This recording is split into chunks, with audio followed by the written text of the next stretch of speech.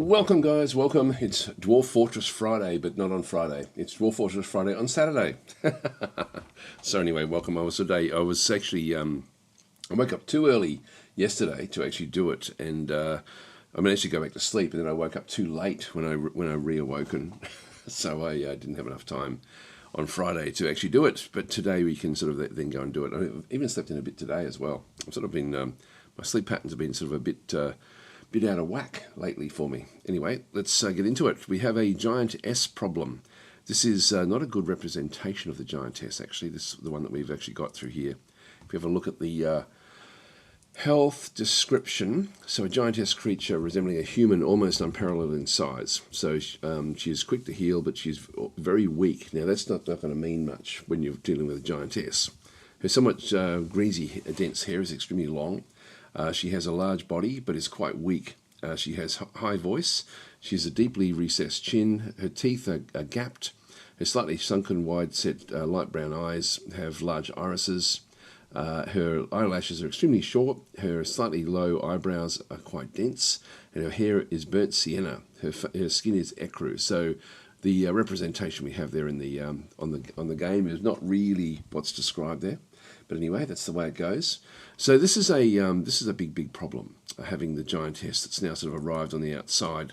You can see it up through there. So this is a Giantess slew asthma that has come, a gigantic creature resembling a human, always unparalleled in size.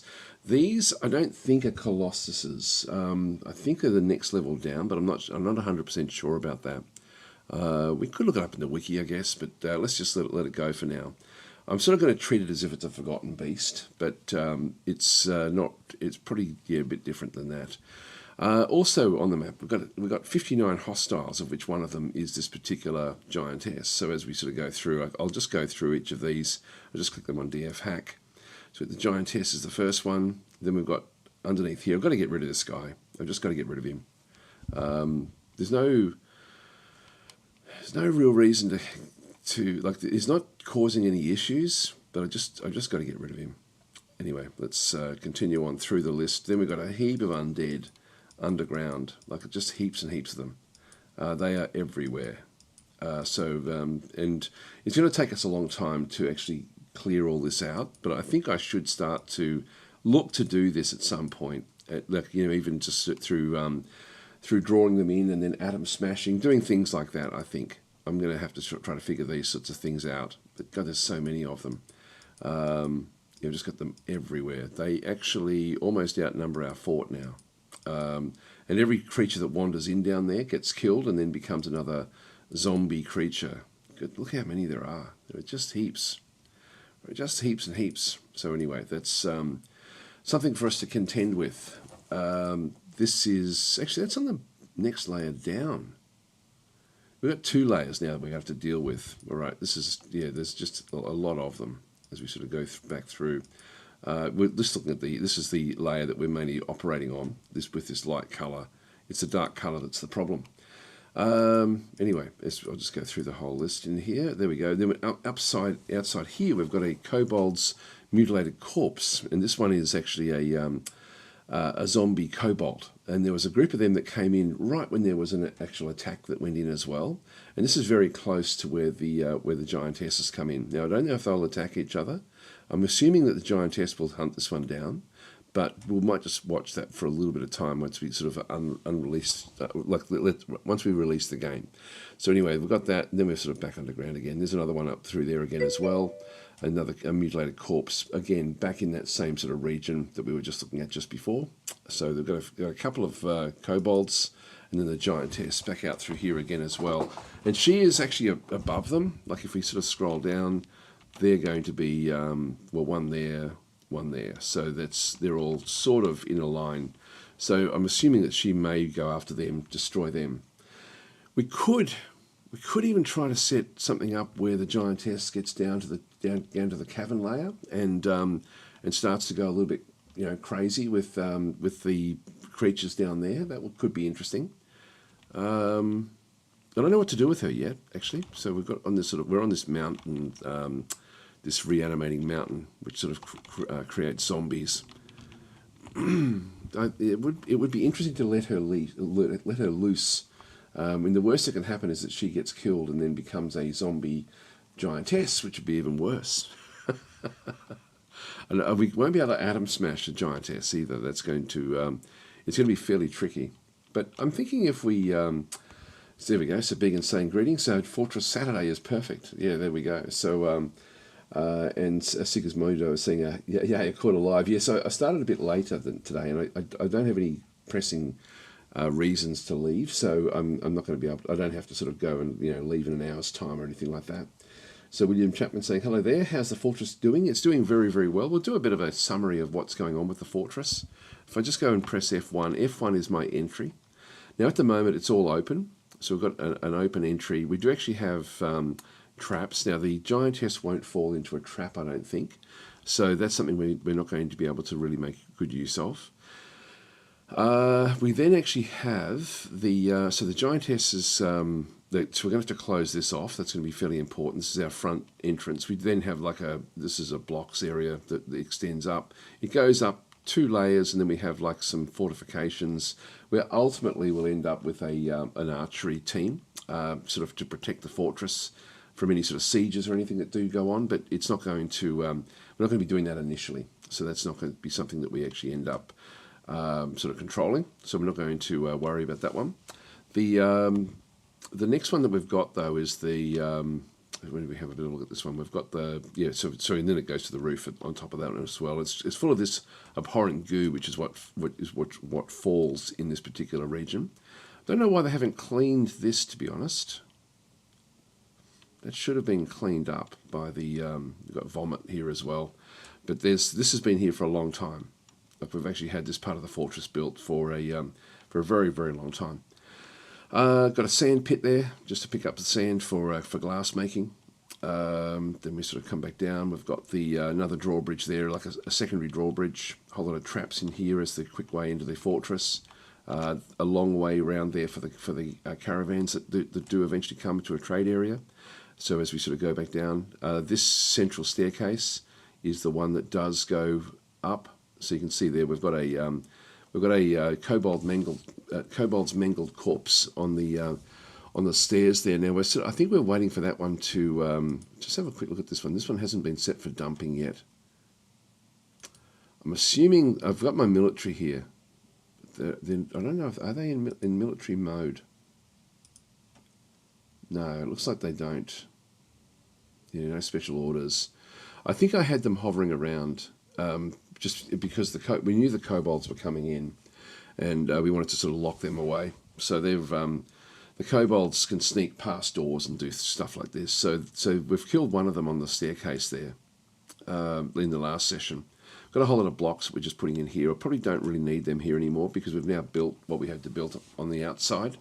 So we don't need to do any more. But I've got nowhere else convenient really to sort of go and keep this. This is my military area. This should also be the training area, and the military should be on constant training now. So if they're not active, they're training. We don't have a hell of a lot of them. We've only got 4 of them at this stage, and we need to go and flesh that out, hopefully in this episode.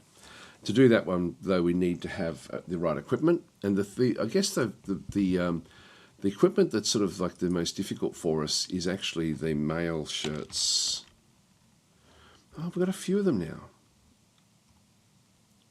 7 of them. Okay. Well, that's actually they're listing them though. So these are actually being worn. Let's have a look and see again.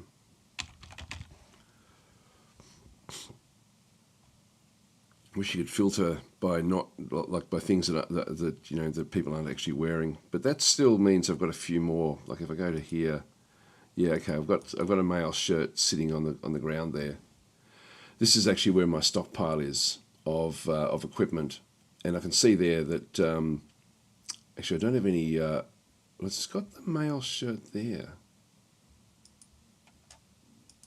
That should be placed in here. Let's have a quick look and see. We've got armor, metal is going to be steel, so we're making steel. Body. Shirts, male shirts, that's it there. That's it there. That's what I should have had clicked. So I didn't have the right thing clicked there. All right, that would make sense. So we'll start to see this one fill up now. So it's a bit like a head, the body, the arms, the greaves ultimately here, and then the boots down this way. So if we have a look at this particular stockpile here, we'll see steel high boots are being placed into that one. Nothing in that armor stockpile. We'll have greaves. Sorry, we've got. Now we do actually have. Why is there mail? Oh, this is old stuff. Hang on. Now we've got a problem in here. What have we done? What have we done wrong in this side? Metal should only be the steel, and it should only be the gauntlets. Yeah, I'm not sure why there's other stuff in that particular stockpile. That's weird. And in the helmets. Oh, the stuff on the ground. Yeah, steel helms back into there. Oh, here we go. The armor bin. In the steel gauntlets back in that one as well. Boots there is fine. That's fine. And then up through here we've got the shields placed in that one. Maces placed in that one. Swords placed in that one. And then picks and other things then sort of placed into that particular stockpile down the bottom there. So that's where we are there. Let's just go back up the top again and sort of work our way back down through the fortress. So that's the entry. We come back down into the main meeting hall. We do actually have, when it's full moon, this goblin in the terrarium becomes a were creature, a were llama, and so he's sort of stuck there. And of course, everyone's now just hovering around and congregating and having a good time in that side. Everything else is looking pretty good here, actually. So this is my temples, my burial chambers, which we haven't filled those up. It's funny, I thought one of these was full. Maybe not. Okay. The well in through here, which you can see there, they're washing off the goo if they've been outside. So they're coming in here to wash off. This is my dungeon. So I've got the dungeon down through this other side. We haven't used that one yet. There should be, I think we ended up finding that there's someone that was dead in the last episode. So we might have to go and see if there's if we end up with something we have to act on. And this is my the area for my the dungeon keeper essentially, and then also the hammerer, the punisher. So this is essentially my guys that look after the dungeon. Back off the side here, we've then got another hospital, so a largish, nice hospital. Go further down into the fortress. A giant piggery, so we ended up with these giant boars and things. So we're sort of training them, but also have some that are set up. We have been able to slaughter a few of those, so and that's mainly to get leather and food. And we've got heaps and heaps of poults everywhere. Too many, actually. So we're sort of slaughtering them as well. And if we don't go from the butcher's shop to the tanner's shop very, very quickly, they'll come back to life. The fur. It's not dangerous, but it does freak out the dwarves and makes them a little bit unhappy. So we sort of need to try to either trap the trap. If it comes to life, I've got these traps here to pick up the things that do come back to life. That there is mangled skeleton. I'm not sure what we're going to be doing with that one there. Food generation down this way, clothing generation over this side. I haven't built this one. I was going to build on further down the bottom there. We haven't needed to do that one. Empty cages in here. So as we sort of do, and cage traps are fairly important. We already saw the where we've got our military clothing has sort of been established in that position. This is our first entry. We've got another well on top of the other well. So it's sort of, the well goes through the other well. So there's two wells there in that particular location. So they sort of go down to there. We'll see the abhorrent goo. Back off here, this is our first entrance. This is what we'll be playing with today, I think, is doing some stuff in here. And so we'll probably sort of set a way of digging straight down from our when we first came in. I'm thinking of actually making this into an up-down stair, essentially, that goes all the way down into the bottom of the fortress. You can see we've got a door there, which is not locked, but we've locked this. That means nothing can actually come up this staircase into this, essentially like an air pocket, and so that's been locked off. So this is completely safe. in through here. Our initial entrance though was here. So we initially came into the fortress in this side. This is passable. So it really, and what we're going to be doing here is actually probably locking that one off. I might just do that now. So we'll lock that one off. And that way we can then, we should be able to hopefully build inside this region to then build a staircase that goes straight down, bypasses our fort and goes all the way down into the cavern layers. And that way, hopefully, we can end up with things that will then go up and down with the zombies and spread them out a little bit, just so we can sort of. And if the Giantess could kindly kill off those zombies for us, that would be very, very useful. We've got a makeshift hospital here. I'm not going to keep this anymore. I think we'll just ditch that one now. So we'll go and remove this zone permanently. Yes. Now, there was a doctor that was operating there. I don't think it was anyone important. So this is now no longer required. So I can just go back into these different zones and essentially just remove the beds because we don't need them here anymore.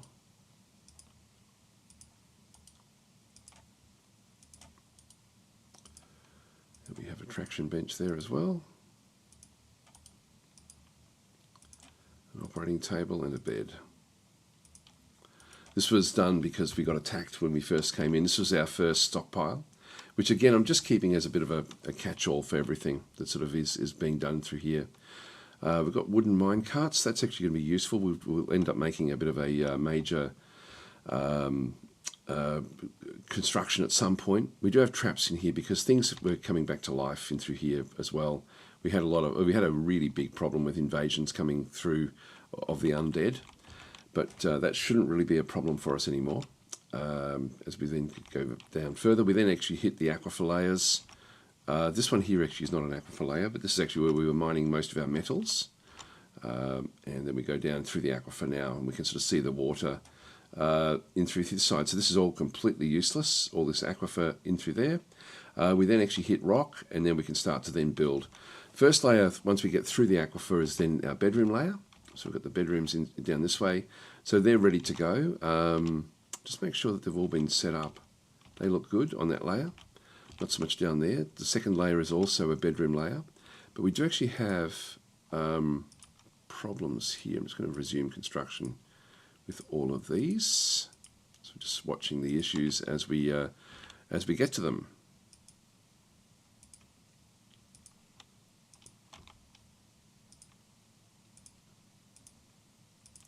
And so these were planned.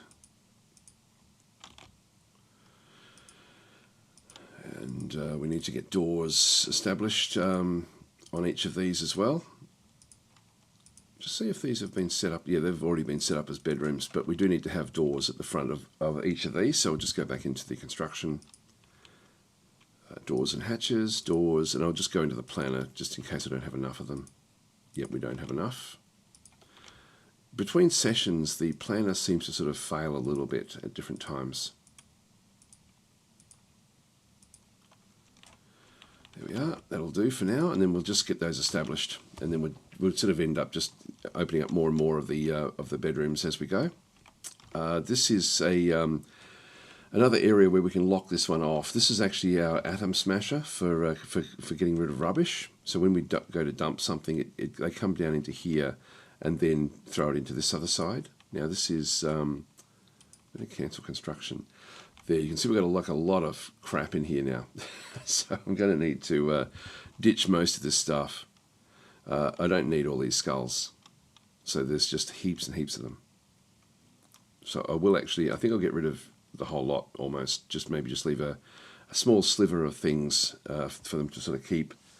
Like we do actually have some bull horns and stuff, which I'll just keep just in case we need it for setting up what am I trying to think? Like if someone needs to use it for crafting, I've just got to keep a bit of everything really. And in this case, I'll still put the door in just in case a zombie comes to life in it. So we'll just go and go to door. It's trying to get a metal door. I think I've already used up on my metal doors. That'll be okay. I'll just leave that one where that is. The in this case, all I'm going to do is I'm going to tell them to go and dump this stuff. So if I just go into designate an item for dumping, I'll keep a little bit of the horn there. Let's just go and get rid of all of this.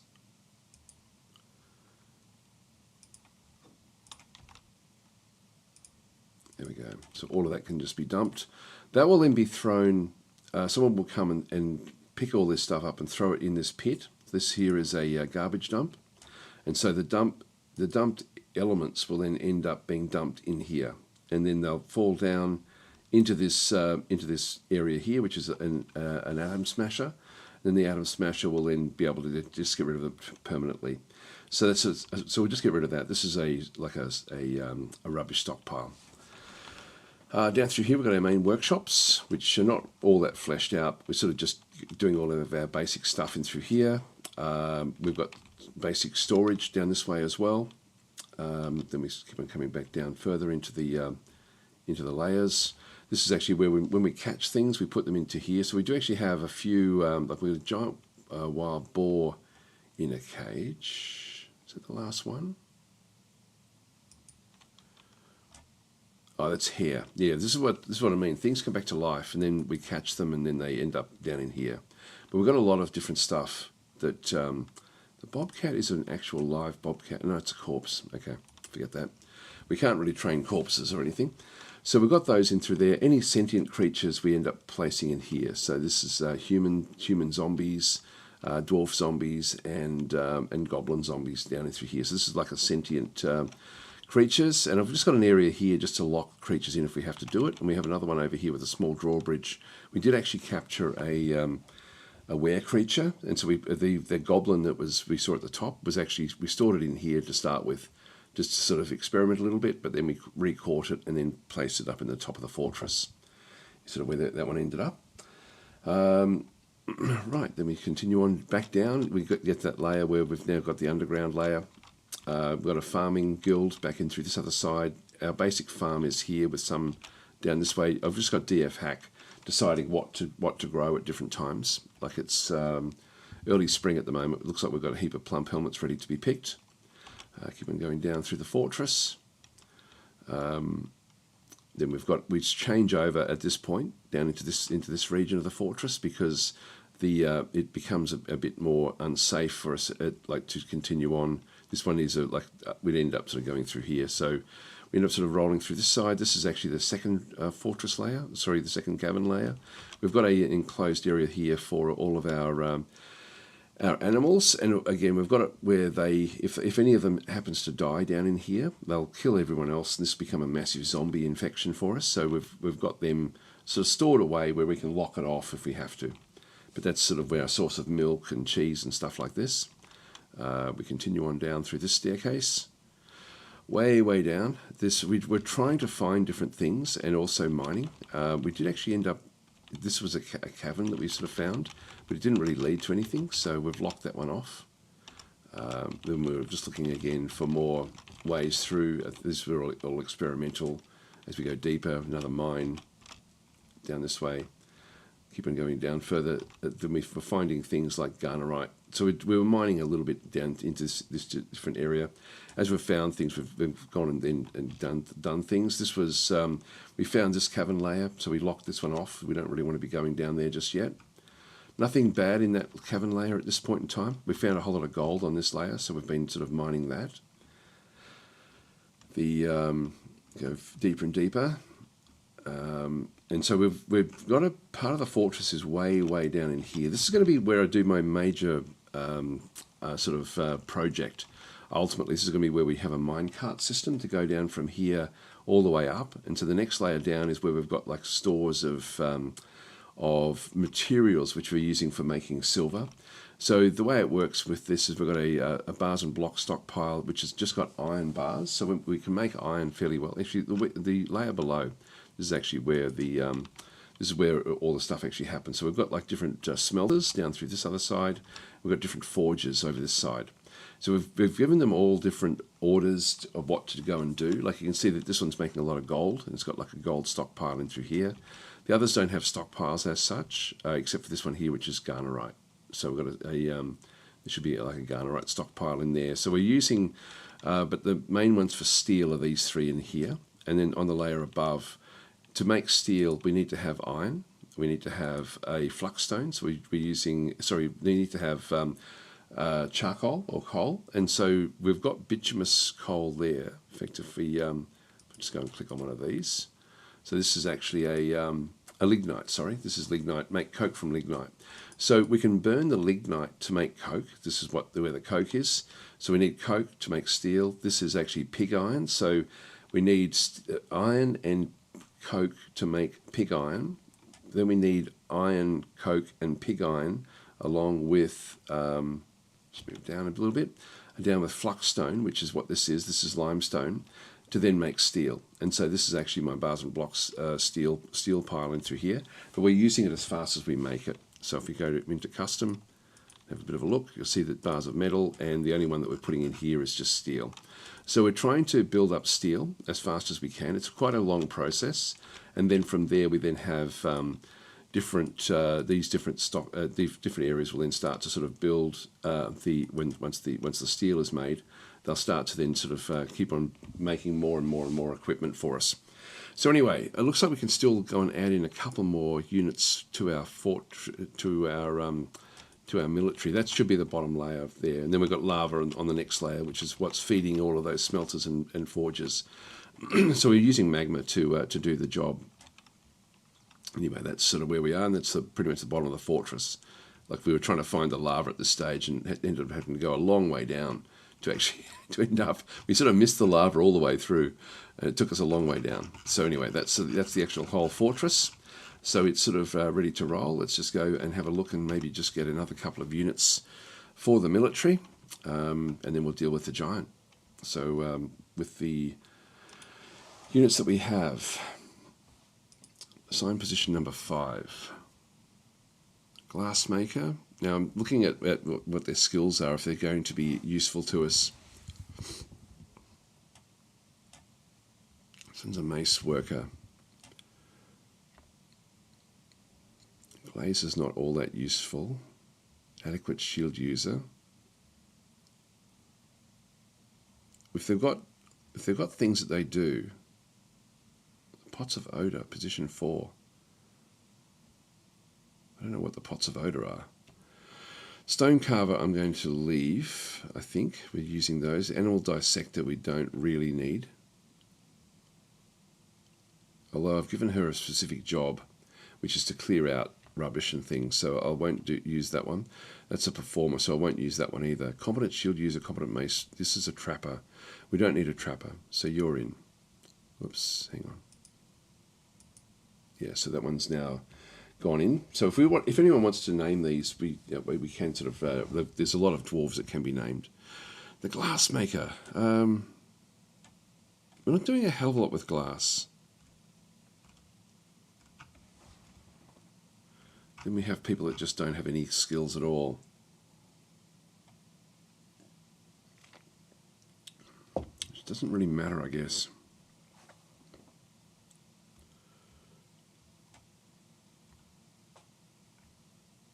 Yeah, some of these are quite valuable doing what they're doing, so I don't want to have too many people coming in to do different things. Let's get my sound up a little bit. Yeah, things like metal crafters, we definitely want to keep them as vegan. Got the doctor down there again as well. We've got a few doctors. Blacksmith is an important role.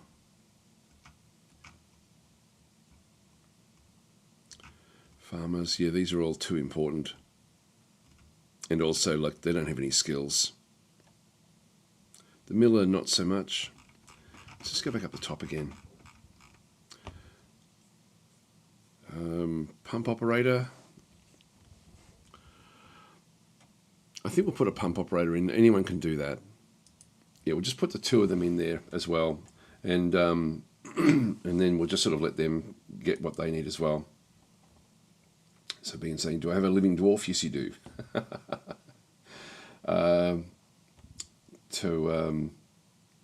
So we've got Sigmodi goes in saying Look up the DF hack command, Starving Dead. Might be one to consider.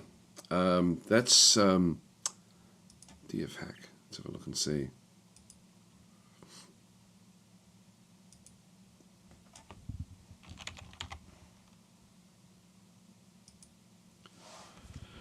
Okay, prevents infinite accumulation of roaming undead. Oh, okay, with this tool running, all undead that have been on the map for 1 month gradually decay, losing strength, speed and toughness. After 6 months, they collapse upon themselves, never to be reanimated. Strength loss is proportional to the time. And that's a good one, isn't it? Now I've got to think, yeah, that's actually a good one. Thank you for that.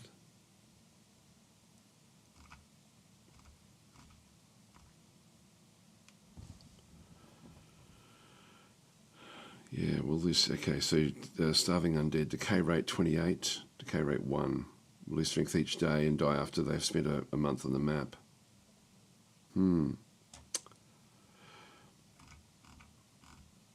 That's an interesting one. That's a good one, actually. Yeah, thank you for that. Hi, Supreme Plague, how are you going? Yeah, Sigismundo. So that was good. So I think that with that one there, do we want to... We've got so many of them. I quite like the idea of using that. I think we'll enable that. I think even if I just do that, not running. Okay, so we need to enable. We can always disable it if we decide that we don't like it, but that's a very, very good one. Enable starving. That should actually come up.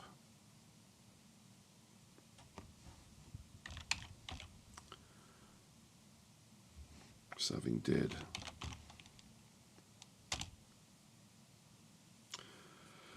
It's killing off after 6 months. That's fair. That's fair enough. I think that's good. That way we'll end up with just having them sort of dissolve away, which I think will be good. So that's fairly cool. So Supreme Plague is saying still hoping for Rimworld and Xeno soon. Yes, I'm aware of both of them. I do mean to keep on coming back. I almost played Xenonauts the other day and almost played Rimworld as well the other day. So I've just got there's a fair few things coming up in the next month as well, unfortunately, which sort of is going to stop me from playing a lot of different games. There's a lot of exciting things. Well, it's not an unfortunately thing. It's more of just that there's some big things on the horizon, which is great. So we've got 4 more positions. Now that's 1, 2, 3. I might even throw one more in. Just so we've got like a really, really strong little group in through here. The Pots of Odor. What the hell is this? So Cog Yulvanist. Let's go and have a look and see who that is. Try to figure out what the Pots of Odor actually are. If we have a look at the units here, Cog.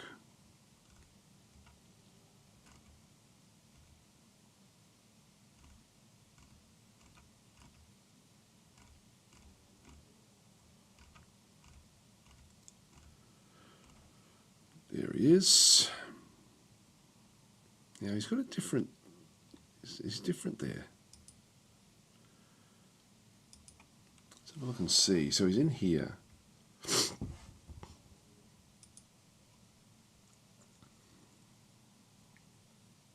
Pain of Confusion, former soldier, contested Hammer member.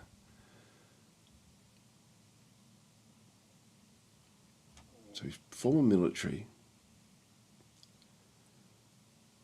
Nomadic group. This is an interesting character, actually.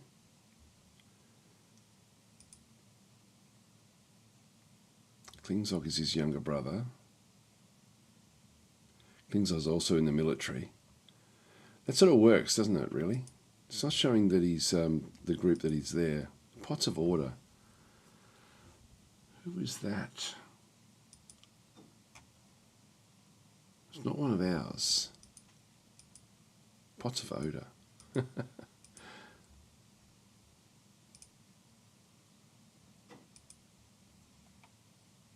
He's an unusual character. Yeah, I think we'll bring him in. I'm not sure if we can. Yep, he's accepted the position. So we'll leave him in with the group. Let's have a quick look at the Justice menu and just see if there's any cold cases. There's no open cases, unfortunately. So someone did die, but we don't know how. And so we did actually end up with a death in the fortress. But it hasn't been reported as a crime at all at this stage. So we may have a zombie in the fortress, but we don't know. So we'll see how we go. Anyway, that's got all of those established. Now we're going to be wanting to watch what the Giantess does initially, and we're going to need to set up this zone through the fortress. What I'm going to do is I'm initially just going to go and have a look at where we started off, which was here, right in here somewhere. There it is. And we'll just go and build. I'll just go and dig sort of like there's nothing underneath here. Like we can sort of go all the way through. Now I do want to get down into zones where I can then sort of break back out. So I will still try to connect the different zones through. So let's go and do it bit by bit. So we'll go and set up a down. So if that comes into there, let's just go and start to plan this. We've got an up stair there. I can just make it. I can continue it on as an up down stair. And so if I go into my dig menu and go into the stairwells, and then come back up to this up down stair and start there, and then go down past that one, it will honour what was there. Let's just go all the way down to this cavern layer. Now I don't want to break into the cavern layer as such. So I'm just going to go into, say, around here somewhere. And we should then see an up-down stair even at the top there. So when we come back down, that will then be up-down stair. So it's now going to replace that particular one. So that will continue all the way down into this zone here. And then we've got the next little bit. We need to sort of come back into this area. So we'll just go and set up it's probably not the best. This is not the best thing for me to do. It's just going to ditch all that. Get all of that done, and then what we'll do is we'll set up a zone next to it.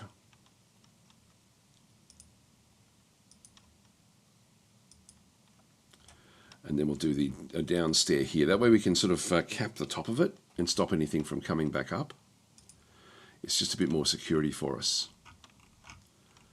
And we'll go down to, I might as well just go down past this layer, I guess. Then we end up down there. So if we come back to here, right, and then we'll have to then find for the next layer down, where is there now there's a goodie hut there which we don't want to be using. That looks secure there. So we'll just go across and dig another staircase from here all the way down to the next layer.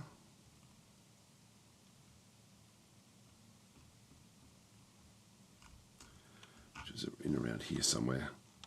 Yeah, we're not actually seeing it. So I'll just move across into this zone, and we may even open this one up a little bit just so we can sort of see what's going on. So let's just go and do that to start with.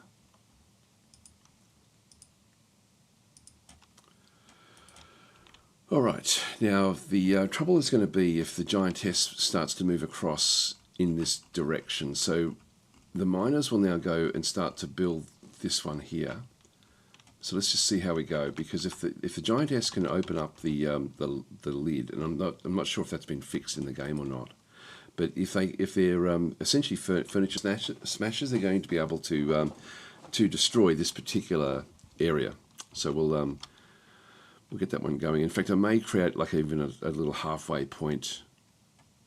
Yeah, I might just do that now. Sorry, as we're doing all of this. So when it goes off in this direction. Let's go back in and get another one of these. Go up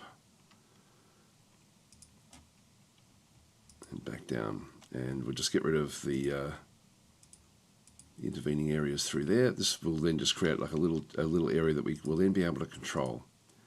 We can then put we can then actually put lids on the top of these and lock them down if we need to sort of get like a bit of a lock mechanism happening. So that will sort of work out okay. Let's go and watch the giant. So we'll just go back out up the top and just see what the giant gets up to.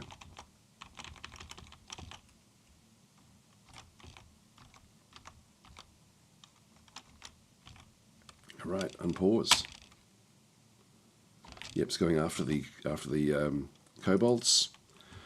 So it'll make short work of the kobolds. Bang, done. She's terrified, but she's killed off both of those. Just keep on watching for a little while.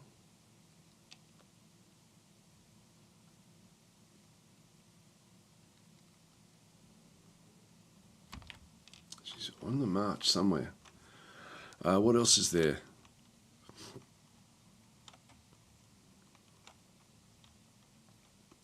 Yep, the kobold corpse is fighting. Okay, that's all fine where we are there.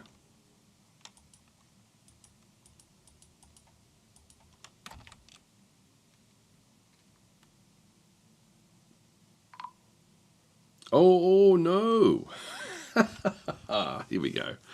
Well, it's a bit too difficult for us to look after an elven caravan, I think. So we're going to have to just sacrifice them. So I'm just going to click on OK. Now she's now going to beeline across to wherever the caravan is. They're way over here.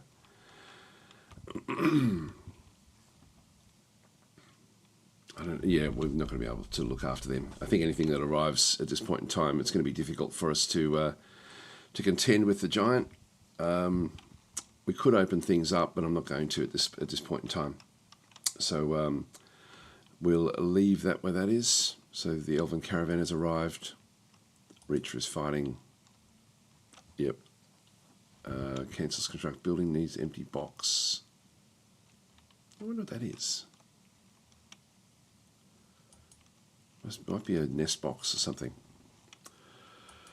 All right, let's go back to our giantess and just see if we can locate where she is. So she's gone through this area.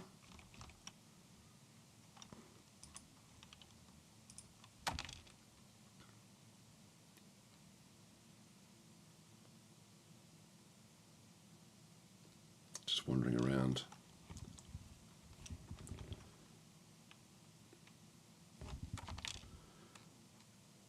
Yep, good. They're training, that's good.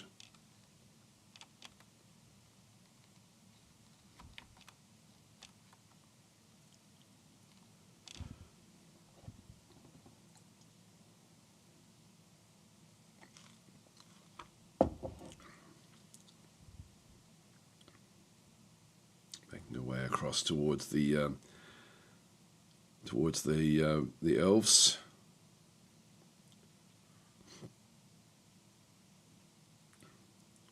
Killing the yak.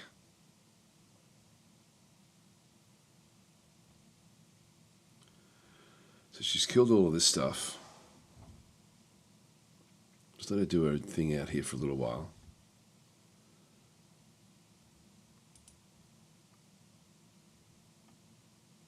Yep, the elf merchant's gone. That's, of course, not going to go down too well. She's not wandering off anywhere else. If these come back to life, she'll then smash them again.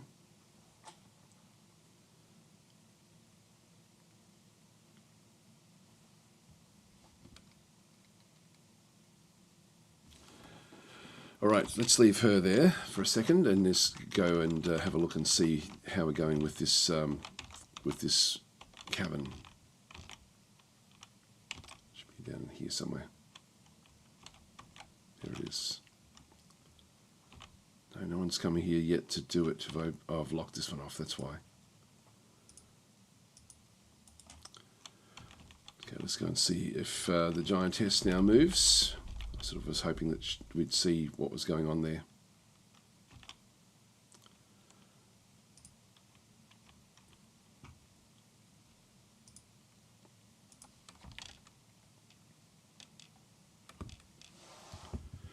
Just got to see if our miners get into a position where she can smash open the door, she's likely to come after them.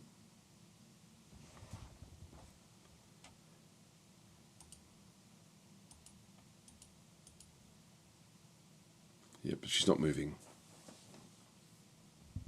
Well, a little bit. Not much.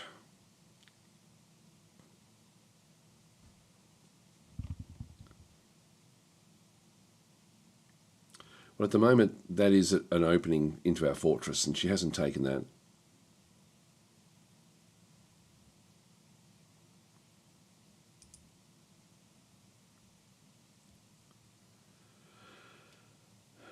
Yeah, that's interesting.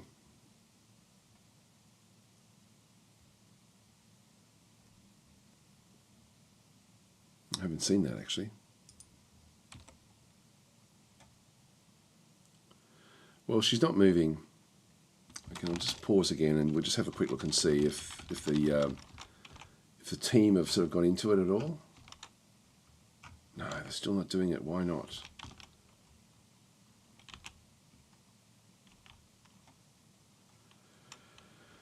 These are getting their equipment. Now, Cog is not showing up.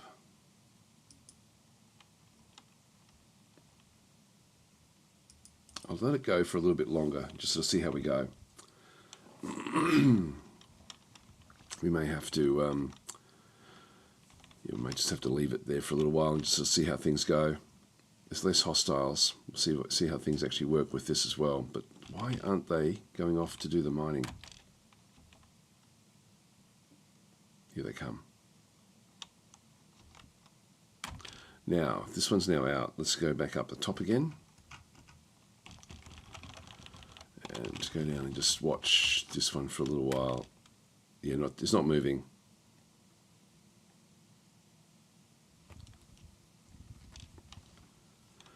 So I think we can sort of assume that we're pretty safe under here. Here we go. So we've now got a bit of work to do. So we're just going to go across. This is going to take a little bit of time just to get through these aquifers. And so when we come back down, if we have a look at this stuff, we've got damp. This is where we've got the aquifers. So we just need to get through this aquifer. If we go into the staircase, I can then tell it to go and dig through the dig damp and put that one on, just so we end up just smashing our way through the aquifer itself. So I'm just going to start here, do an up-down stair, and just dig through the aquifer. It's fairly deep. So I'll just dig down to there, and we've got like a little blue marker in the corner there usually, which I thought it did have that. Let's just keep on going with this.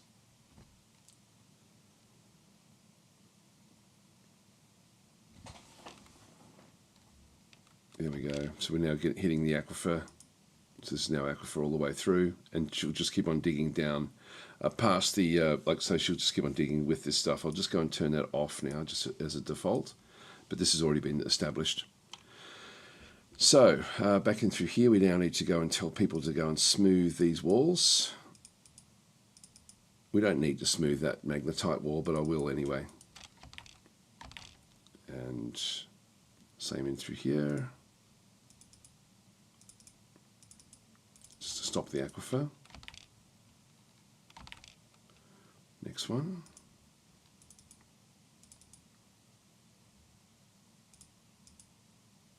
I'll keep on smoothing it, even though these aren't aquifer, they're just damp. These all are.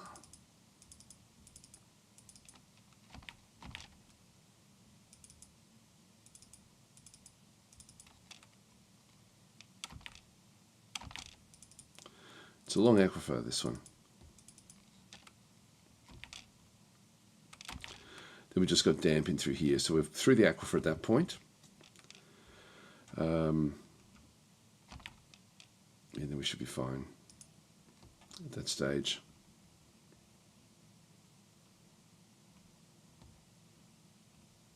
Straight through.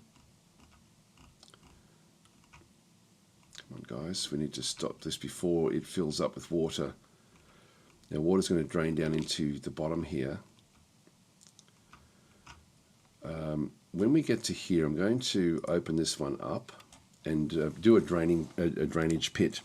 Just for the water that's coming in. We don't really need anything else down this way. So if we just go and dig a channel down, I'll just go and dig that just to pick up the water that's going to flow down while we're waiting on everything to actually happen.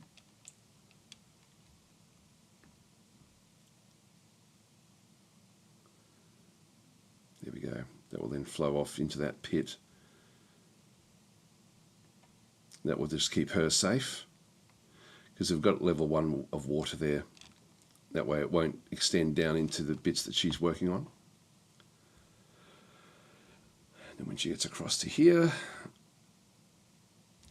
so to block this off now, what we need to do is we need to just come back in. This is like an area at the top, so we're just going to go back in, doors and hatches. So 2 hatches there. We'll also go to the top of this as well and place a hatch here.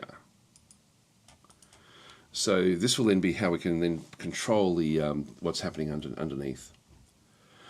So that's going to be all fine. That's all been smoothed off fairly quickly. That's nice.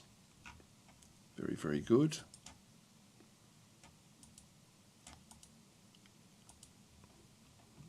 And straight through that layer. Let her continue all the way down.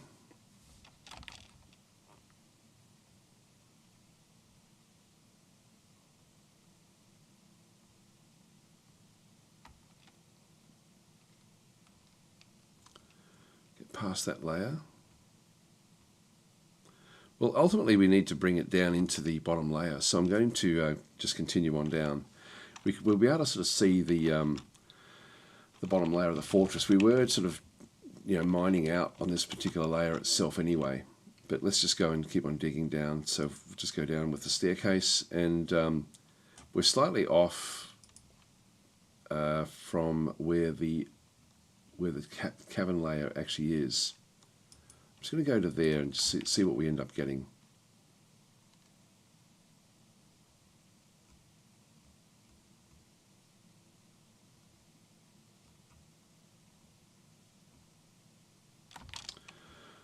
Now, that didn't quite show it, but this is, we can see down through here that this is actually sort of like the top level of something. So we're on the edge here, and we do want to open all this stuff up. So I'm going to, and we don't have any, there's nothing nasty in here as such that we've seen, and we have like it sort of extends down into other areas. So let's just go and dig across now. Before we do that, I mean, I can put another hatch there if I wanted to.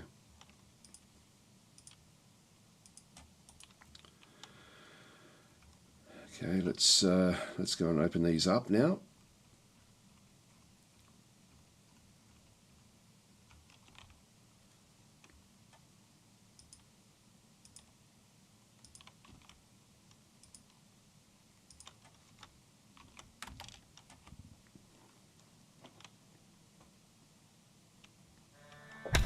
There we go. Now we've found we've discovered an unusual volcanic wall started with gems. This is difficult. Can be dangerous for us, but we're not going to have to worry too much about it. In terms of, I'll just go more. We've discovered a magma pool as well. This is fairly high.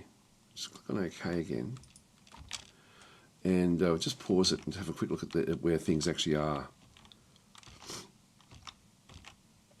We're seeing heat through here. This is like the wall started with all sorts of different things. This is a very dangerous sort of area.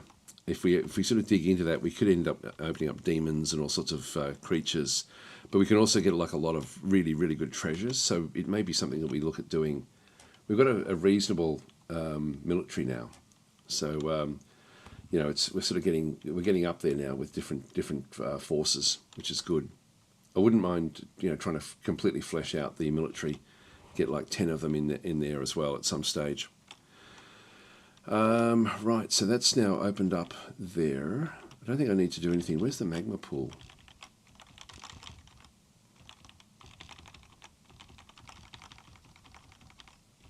Not sure where the magma pool is.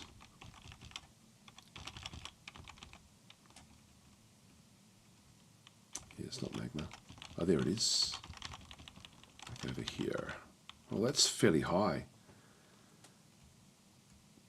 Oh, that's open. That's magma that's open to the air. Well, that's interesting.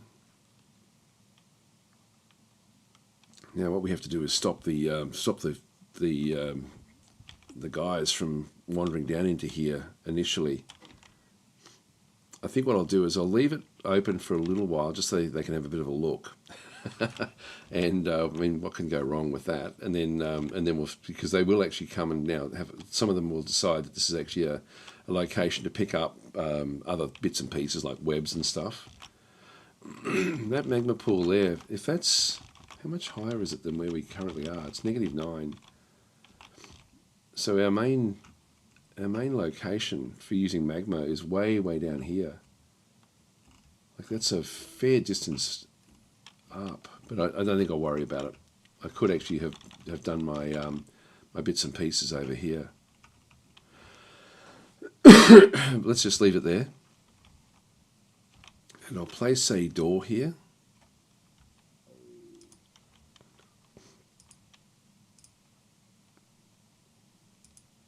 Yeah, we don't actually have any doors that have been built.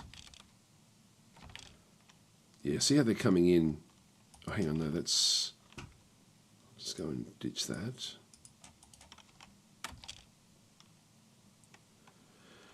Just watch and see what happens with dwarves that come down.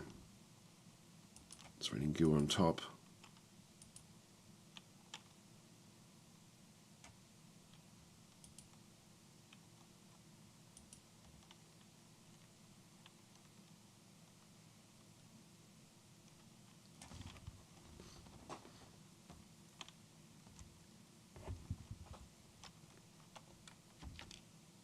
Oh, here we go.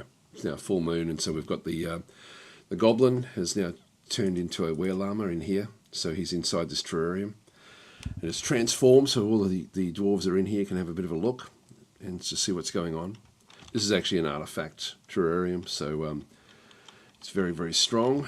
So anyway, that's just the that's there for display. Right. Well, it doesn't look like anyone's really sort of going down into that bottom layer. Let's just have a bit of a look and see. We've got a hatch now on top. Got a kid that's wandering down, storing an item in a stockpile. Are you carrying anything?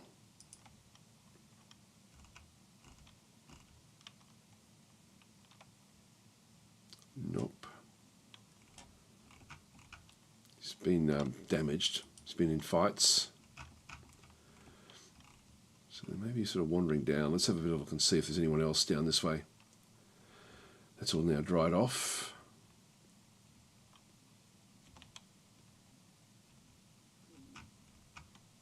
Look, if I don't want them wandering down in there, I could just close the top of it off. I think I might do that, actually. I might cancel that construction. There's no one on this particular area, so let's just go and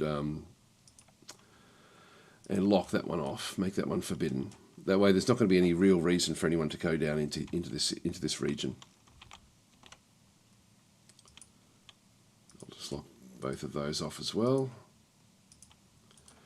All right, that sort of keeps the bottom layer now secure.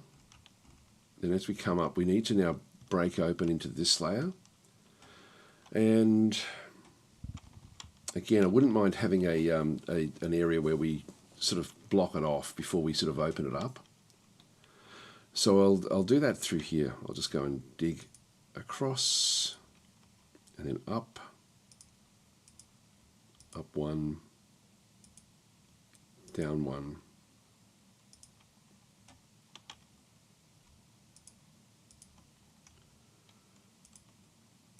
Just dig to there initially, just so we can then punch our way out through there. All right, that's the top layer. Where's the middle layer?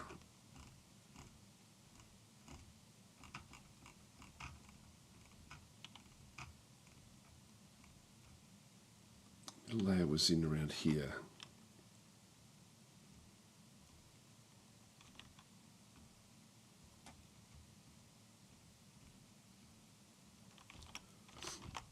So in here, do the same thing. Did I block that one off? Yeah, I did. I'll just open these up. Just so we can... Oh, actually I need to open that one up as well.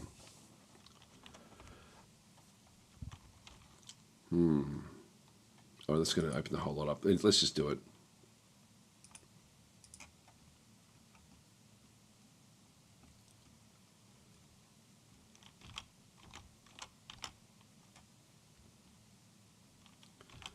So that's the bottom layer there.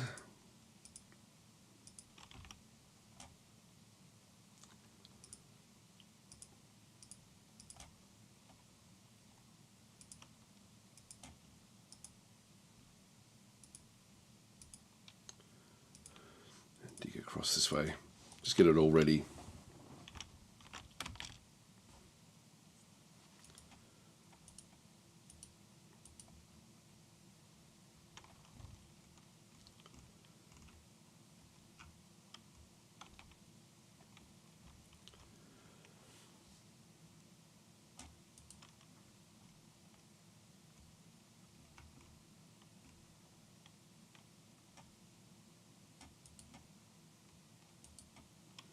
There's nothing much else happening. It's different corpses fighting on down below. It's transformed back now, just into a goblin. You're right. So these guys should be training away. I like that they've actually picked up their equipment, but we don't know what's happening with Cog.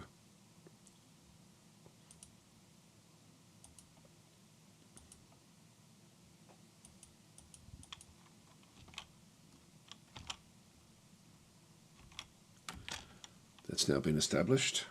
Just go and place more of the hatches on here.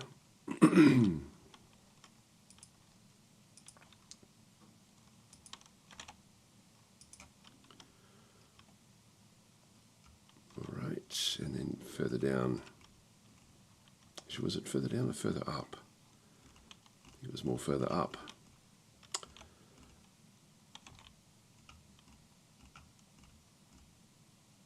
Yep, so we've got another one in here as well.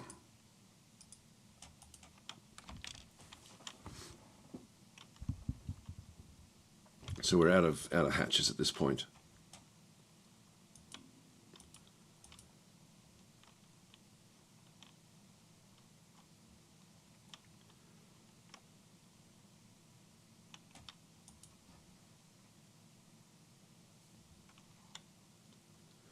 Right, with that hatch there's nothing that can really open up doors that's down here that we've come across so far. So I'm just going to open...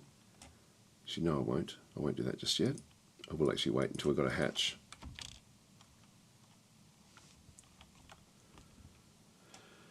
Position there.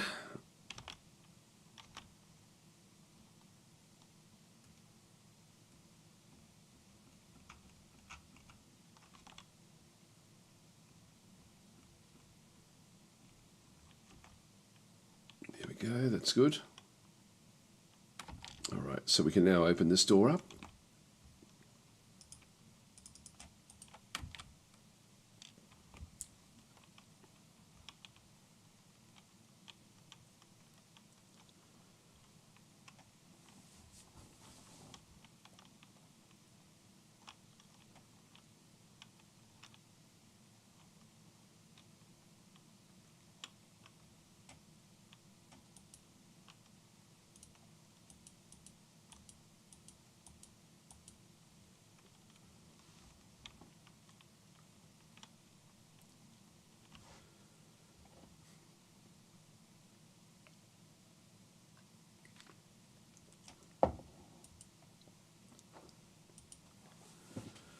There we are, so we've now opened this one up, so that's now been done.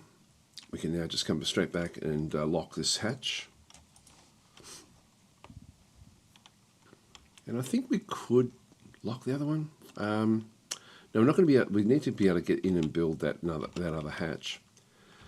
So as we sort of go back down through the fortress, we've then got areas here. I should have done another one down this way actually, just to sort of be able to control what does go on in that particular zone. I'll leave it alone for now. Yep, so that's okay where that one is. Then we come back up. Got the hatch at the top of that one. Hatch is there.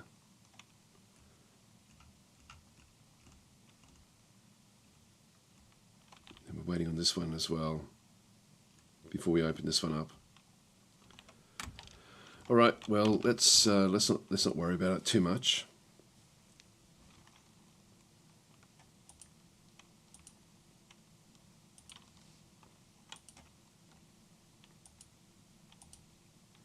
Lots of stuff happening.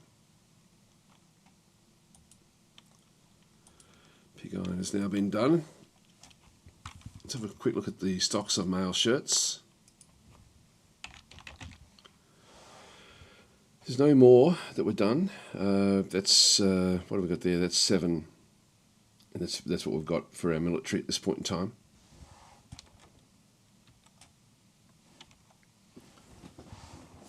Cog. I want to find out why Cog's not showing up in here. He was unusual in that he was part of that other group. Let's just go back across to the actual Cog himself.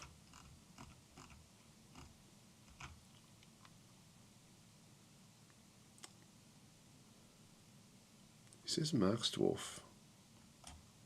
That's in there. He's not a Mark's Dwarf.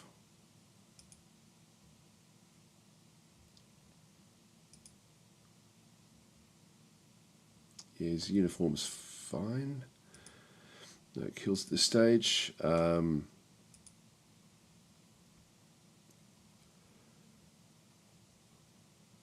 Militia Dwarf for us, which is fine. The skills, if we just go across to combat. Yeah, so he's only level 1 Mark's Dwarf. He's a rusty shield user, rusty armor user, observer, adequate dodger. He's just starting off with his mace, so he's starting to sort of train up with that one now.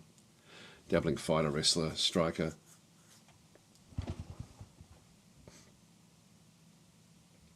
Discipline is going up, level 3 at this stage. So that's all sort of working fairly well. He does need to get that that shield and armor usage up. He does have shield, doesn't he? No, he doesn't. Needs to get hold of a shield. So the team should be doing drills and stuff. Yep, leading dodging demonstrations, individual combat drills.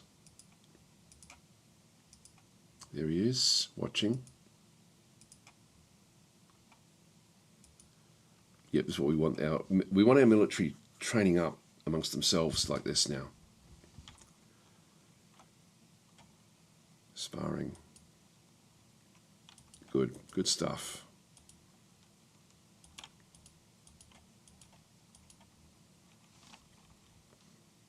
I'm glad that they now show it differently.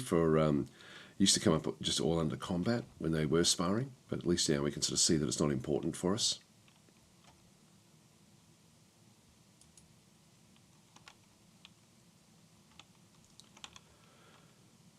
Oh, some migrants have arrived. Perfect. Now, where are they? That's going to be the important thing. I think what we're going to have to do here, I'm just going to click on OK and pause. Where are you? Oh, right above the, right above where the, where our friendly unit is.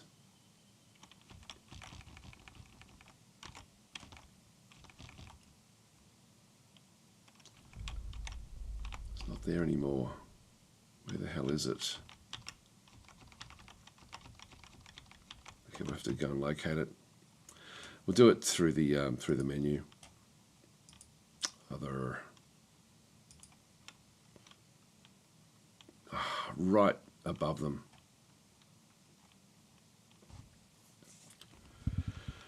Right above them. Right.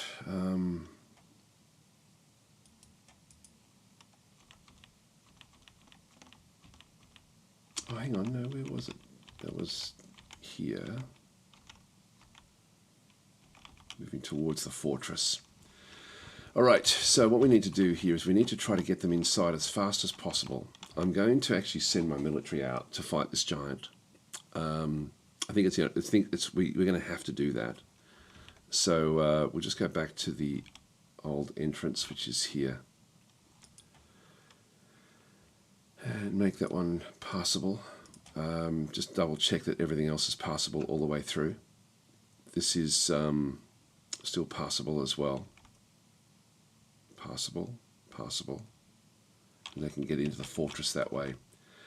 What we need to do is we need to get our military in a position to help out. So I'm going to get them in this region here. And hopefully there's not too many migrants that are coming. God, I can't send them out individually. I really don't think I can. What we could do is put them in here and have them ready to go outside. Let's do that. We'll have to keep it open a little bit.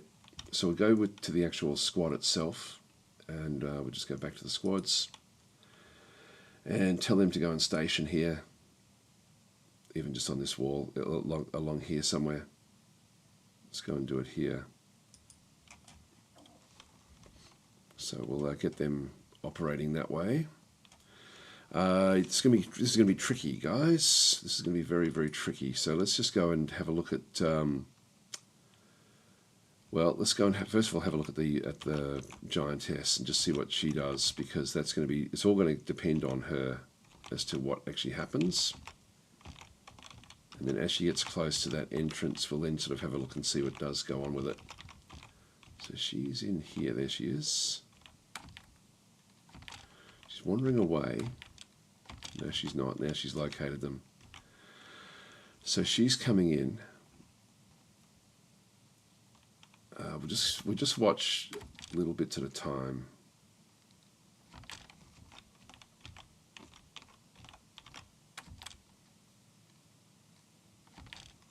It may be that I've opened up the fortress. That may be why the giant's coming in towards that. But I have to. I've really got no choice. Still a little way off.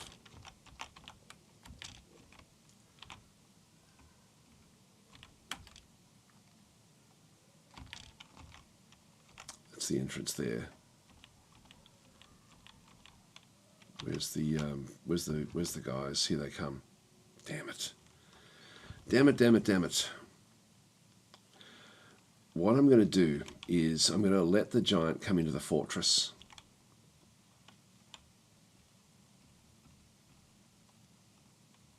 I've got a potash maker and a stray reindeer calf. I don't know how many came in with this new wave. Here comes two more over here. We've got ourselves a metal crafter, which would be useful, and an armourer, which would be useful as well.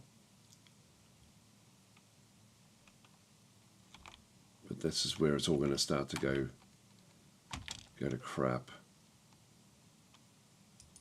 What are you doing? He's going down to pick up the crap from down in here. No, we don't want you doing that either.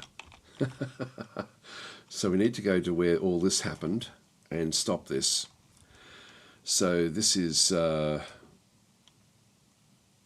this way. We need to go and forbid everything that was dropped.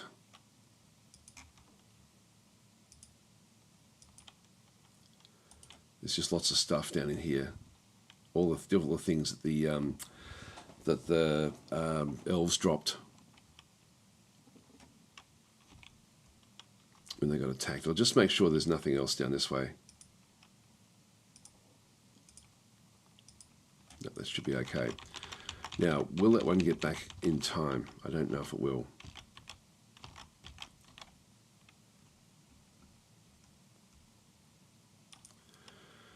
That one, the spinner, should now turn around. Where's our giant? Right there. Yep, he's gone back inside. Giant is now coming. The giant will hopefully chase one of them away. I don't want the armourer to be the one that is the one that goes away, though.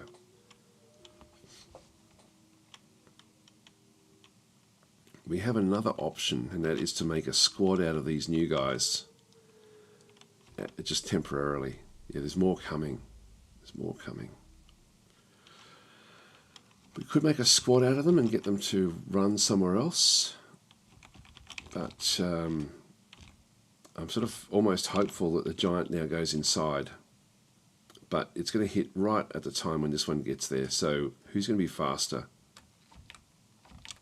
Okay, they're running away. It looks like it's heading in towards this area, which if that's the case, I can live with that.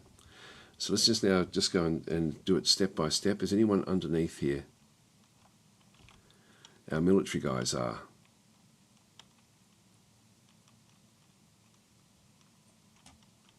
Got a wrestler, Klingzog, and Supreme Plague, with more on the way. I'm going to allow this to happen, I think.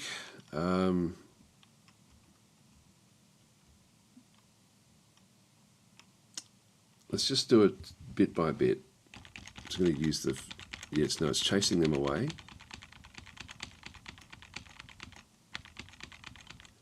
Come on, guys, run. She is back down this way. The armourer.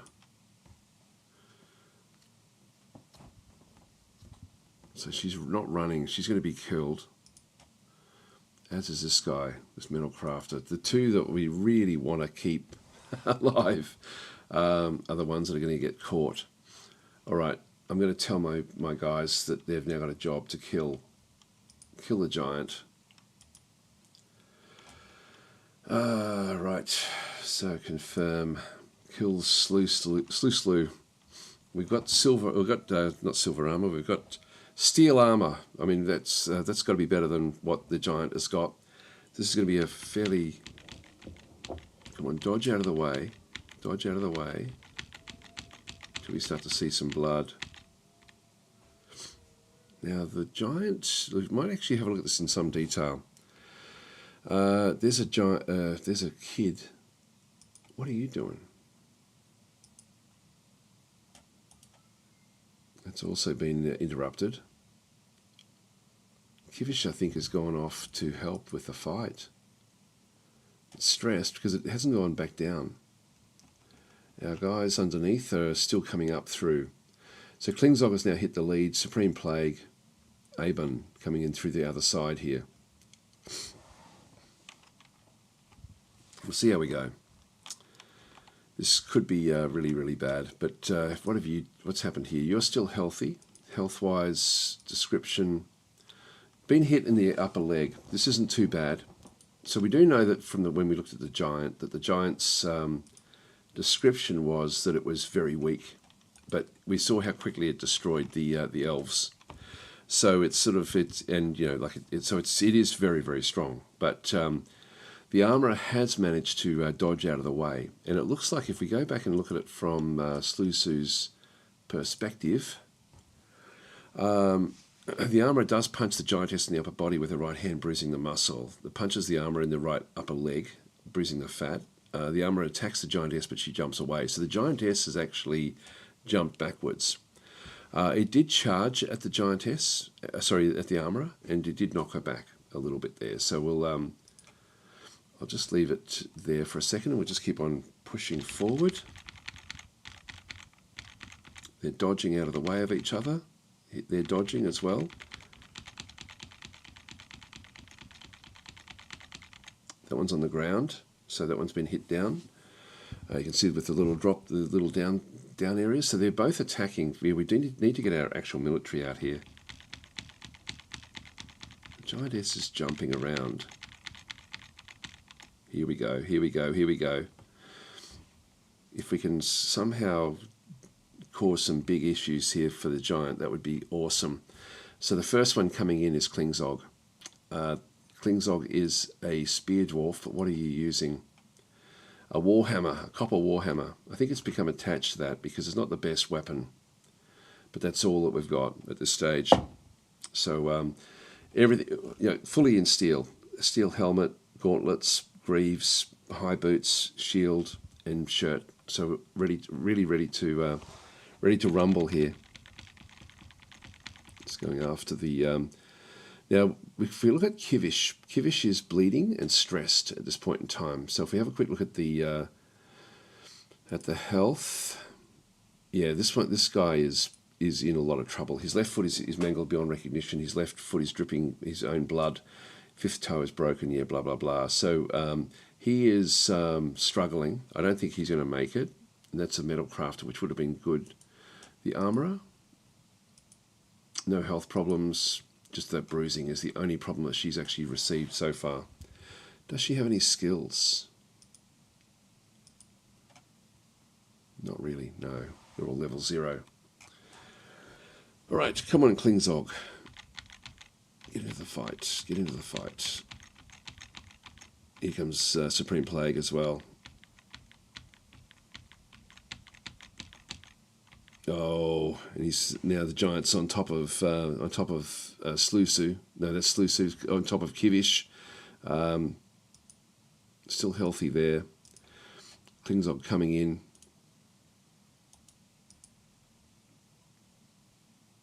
Yep, let's go. Let's go.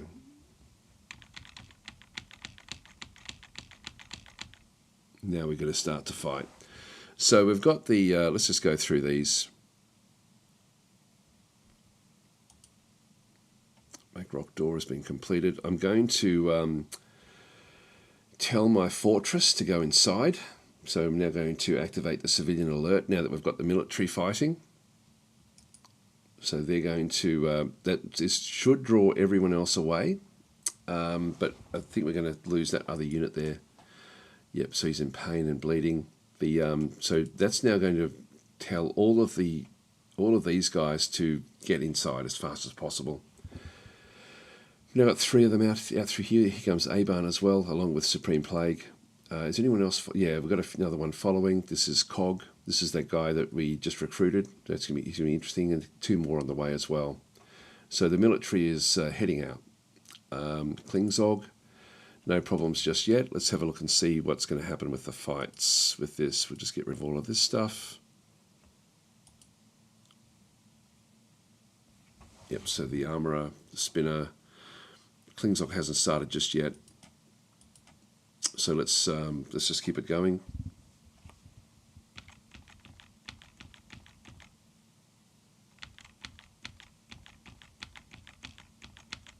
Once they sort of get into the fight, they tend to stay in it. Let's have a look and see if Klingzog's done anything. Yeah, so Klingzog has actually now started to fight. So if we go and have a bit of a look, I'll just go to Klingzog himself. For whatever reason, every second click doesn't show up. Okay, the Spear Dwarf bashes the Giantess in the right hand with a copper warhammer, fracturing the bone. Good, that's a good start. Klingzog's saying, "This is my fight too. There's no need to feel vengeful." The Spear Dwarf bashes the Giantess in the left lower leg with a copper warhammer, fracturing the bone again as well. It does bend the knee. This is going to slow the Giantess down. So this is where we are with this one. Sorry, I've missed a lot of comments here, guys. I will actually just read the comments before we go any further. I'll just finish off this little bit of dialogue. The Spear Dwarf bashes now, even though he's only got a mace, the copper hammer. Sorry, the copper warhammer. He's still a Spear Dwarf. His actual skill set. The Spear Dwarf bashes a Giantess in the left upper arm with the warhammer, bruising the muscle. It twists the shoulder, and then the Giantess misses. So the Giantess is now focusing on the Spear Dwarf. This may save the Metalsmith. We'll see how it goes. Anyway, I'll just read a few of the comments. Freezerin saying, "What are we doing today? We're fighting Giantesses."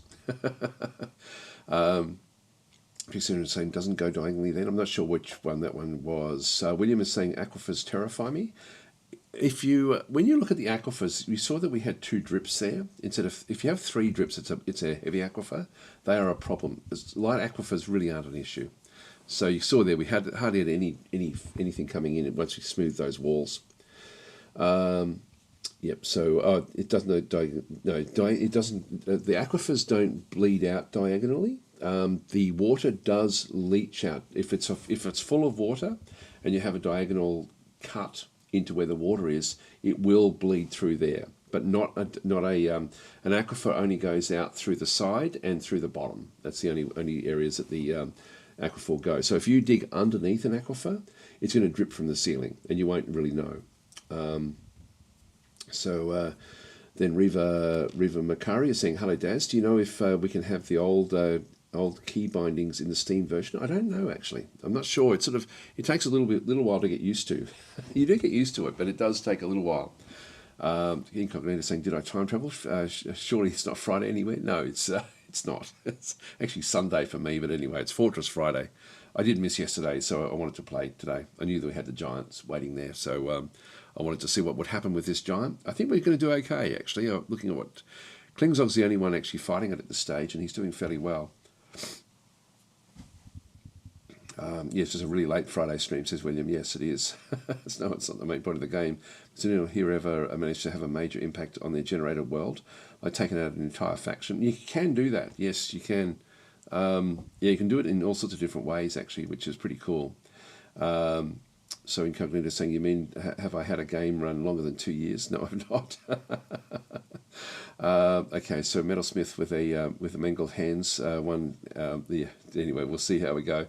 It's one-handed at this stage, but they can be fixed slowly. Okay, so over on YouTube we've got Zaveth is saying, "Hi Daz, I last played Dwarf Fortress in October of 2023. What would be the best changes that you've enjoyed since then for Fortress mode?" Well, DF Hack I play with DF Hack all the time because it does this sort of stuff, like where we can, I don't know if this is a DF Hack thing, maybe this isn't, actually this may be base game now. But DF Hack adds so much to the game, and then there's things like this where you can follow a combat in a lot of detail now, a lot easier than what you used to be able to do. And so I think it's now part of the base game. There's stuff like that. The graphics have changed. It's dramatically better from 2 years ago. There's still some issues with the game, but there's just so many improvements. I couldn't even sort of latch onto one that I think is, that's been the big one, because I've enjoyed it right from the start. I just wish they would fix the forgotten beast, that can't open doors. But that's the only real problem for me. So Rivaldo is in saying, "Hey Daz, do you know if we can have an old King Bones in the Steam version?" So we just had that question before. There we go. Sorry, you come into both areas. And no, I'm sorry, I can't actually. I don't know. I'm assuming you should be able to actually. You probably have to do it yourself or download something. So Lord Otigra is saying, "Hi Daz, is this game easy to learn?" I would say yes and no, and it's sort of funny saying yes to this game because it's such a detailed game. The fun of the game is losing, and this is where, and it's sort of like, we've had to be extremely secure with this fortress because we're in an undead biome. So I've played very, very securely, but now we're in a position where to rescue the new arrivals, we have to go out and confront the giant, and I normally wouldn't do this. But so we are now in a position where I'm thinking with steel armor and steel weaponry, we've got the hitting power to be able to take on these difficult things. So it's a game that, like most of the game, is just building. Like it's like a city builder almost, where you've got complete freedom. It's almost like, I guess, Minecraft in the sense that you can actually do whatever you like to do. You can also play it, without the combat on. It's there's all sorts of different ways of playing the game, but I really do like dangerous locations because it's sort of these sorts of things then crop up, which are fun to watch. So it is if you just let the game play and you just do little bits and pieces yourself. So it's easy to learn if you do it that way. But if you are trying to actually learn how to play it in a min-max way, it takes a long time. And I would not recommend playing it that way, to be honest. I think it's better to just fiddle about with it and have a crack at it, really. So it's not onerous, and it's certainly with the new version, with all the graphics and things, it certainly makes it easy to sort of be able to see what's going on. Anyway, let's continue on. We've got the so the giantess is missing. I'm just going to go and keep on watching every so often until we start to see things happen. So just to go through, we've got two dwarves on this area. We've got Kivish and Olin, who are both new migrants coming into the fortress. They've been caught up in attacking the giantess. The giantess will be attacking. We will be being attacked now from these two. Although Kivish is badly injured, and he's on the ground. You'll see there's a little down arrow. That little down arrow means that he's prone on the ground. So if something's crawling or lying down or anything like that, you'll see the down points. As they come in, hopefully these will run away and then come in a different way. But we've had to push our military out into the forest. This is like a forest that we're sort of in at this point in time. And so Klingzog is standing over here trying to hit the giant. If the giant dies in this area here, this is the edge of a biome. The goo that we see on this side is reanimating. So this is a reanimating biome through here. And then this is just a normal biome out through the side. So if the giantess dies out here, then it's not going to come back to life. If it dies in here, it will come back to life. So even that's a bit tricky with what we're looking at right now. I'm just pushing the full stop key just to sort of see different things happen. The giant just charged Klingzog, and Klingzog just jumped out of the way. We'll be able to see that if we have a look at the stats. I wish it would do this, would be consistent. So we got up to there with what Klingzog was doing. The spear dwarf snatches the giantess in the head, scratches with its hand, I'm guessing tearing the fat and bruising the muscle. The giantess has been stunned. The force bends the neck. The giantess charges the spear dwarf, but the spear dwarf jumps away. So Klingzog has jumped out of the way there. Then we've got the others now coming back in. So Oban is now sort of coming into the fight. Kivish is stressed and in pain. This one here is, if we go and have a look at at what's happened with them as well. So we can sort of see their punches. So they're punching away. The armourer misses the giantess. And then she yells out, in the midst of conflict, I must press on. I have a part in this. This might require an answer. The armourer punches the giantess in the upper body, bruising the muscle. But she did then move out of the way. So that's sort of where that one is. And poor old Kivish hopefully is not being attacked anymore. So if we have a look at this one, we've got the giantess bends to spin his right lower arm, and the right elbow collapses. So you're really taking a lot of damage here. Giantess releases the joint lock, and then releases the thing. But then Kivish then yells out, "I've improved my fighting. That was satisfying." So they say some pretty inappropriate things. So yeah, it sort of really mangled the right arm, and we'll see that if we have a look at Kivish's health. So ability to stand has been lost, ability to grasp has been lost, motor nerve damage. So we need to kill off this thing. Left foot is mangled beyond recognition. Left upper leg is bruised. Right, his middle spine is broken. Yeah, wow. So he is really in a bad way. So even if we save him, he's probably not going to be all that valuable into the fortress, but we'll see how we go. We've got a bit of work to do here. So anyway, let's just continue on. So the giantess has been doing a lot of. In fact, if we have a look at the giantess's things in through here, you can see there that she's really focused now on the spear dwarf for quite some time. So that's really what's happening through there. In fact, it's probably going to be better to look at it from her perspective.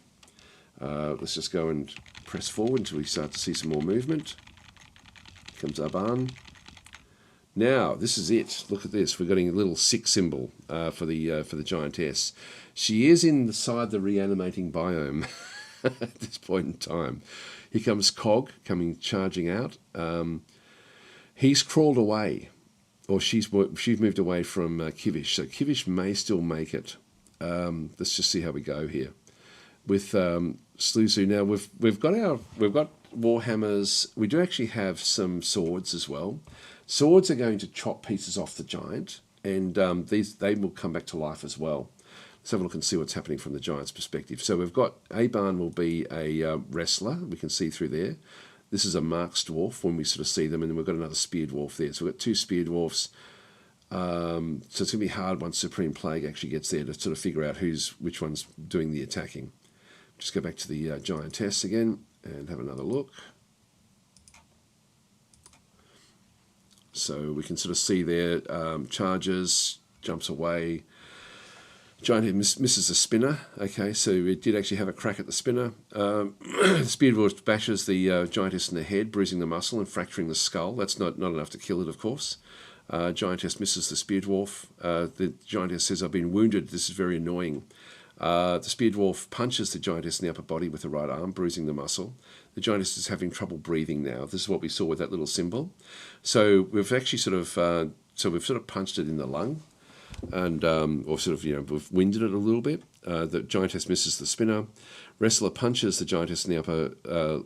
This is Arban now that's coming back in with the right hand, bruising the muscle. The Force pulls the left hip. The Spear Dwarf scratches in the upper arm. It's going to be hard to get to their heads. It's sort of like, it's interesting that they got to the head there. Not sure how. Normally with a giant, they're not going to be able to reach that high. So the Force pulls the right shoulder, misses the wrestler, so it's now going up against Arban. So Arban is sort of like dodging out of the way. This is where they were doing that dodging training. So they'll be able to dodge much, much better than most other people. The Spear Dwarf bashes the Giantess in the right lower leg. We're going to see a lot of leg damage here with the copper hammer, bruising the muscle. It twists the knee. If we can get the giant with the little down arrows, that means we can then start to focus on its head. That will be a major point for us. So anyway, that's sort of what's happening through there with the copper warhammer. We'll be able to see the different weaponry as well to figure out who's doing what. I can actually turn it on to pause mode, which will then actually allow me to just step through and just see the damage that's done. Look, if I go and do another one with pause mode done, there we go. It's this is a wrestler. Wrestler stabs the Giantess in the upper body with a short sword, tearing the muscle and tearing apart the right lung. This is good. It's having trouble breathing again. The Spear Dwarf bashes the Giantess in the right upper arm with the copper warhammer, fracturing the bone. It bends the right shoulder. The Giantess misses the Spear Dwarf, so it's now flailing out at Klingsog. So then we've got the wrestler stabs the Giantess in the lower body with the short sit, tearing the muscle and tearing the guts. So we're now going to sort of see the swords are useful for doing this sort of more damage like this. So the hammers are good against undead because they crush the bodies, but the swords and things will chop pieces off, which will come back to life with a giant like this. The Giantess looks sick. The Spear Dwarf strikes the Giantess in the left foot with the steel shield, bruising the muscle. Actually, we didn't check to see if they all had shields.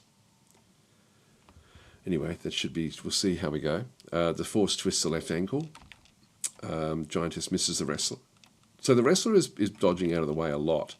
Misses the Spear Dwarf. The Spear Dwarf bashes the Giantess in the body with the hammer, fracturing the middle spine's bone. So if fracturing the bones, fracturing doesn't mean destroying. So it just is like really severely hitting it hard. Misses the Spear Dwarf. The Giantess charges the Spear Dwarf, but it jumps away. So even though we've done damage to the spine, it can still move.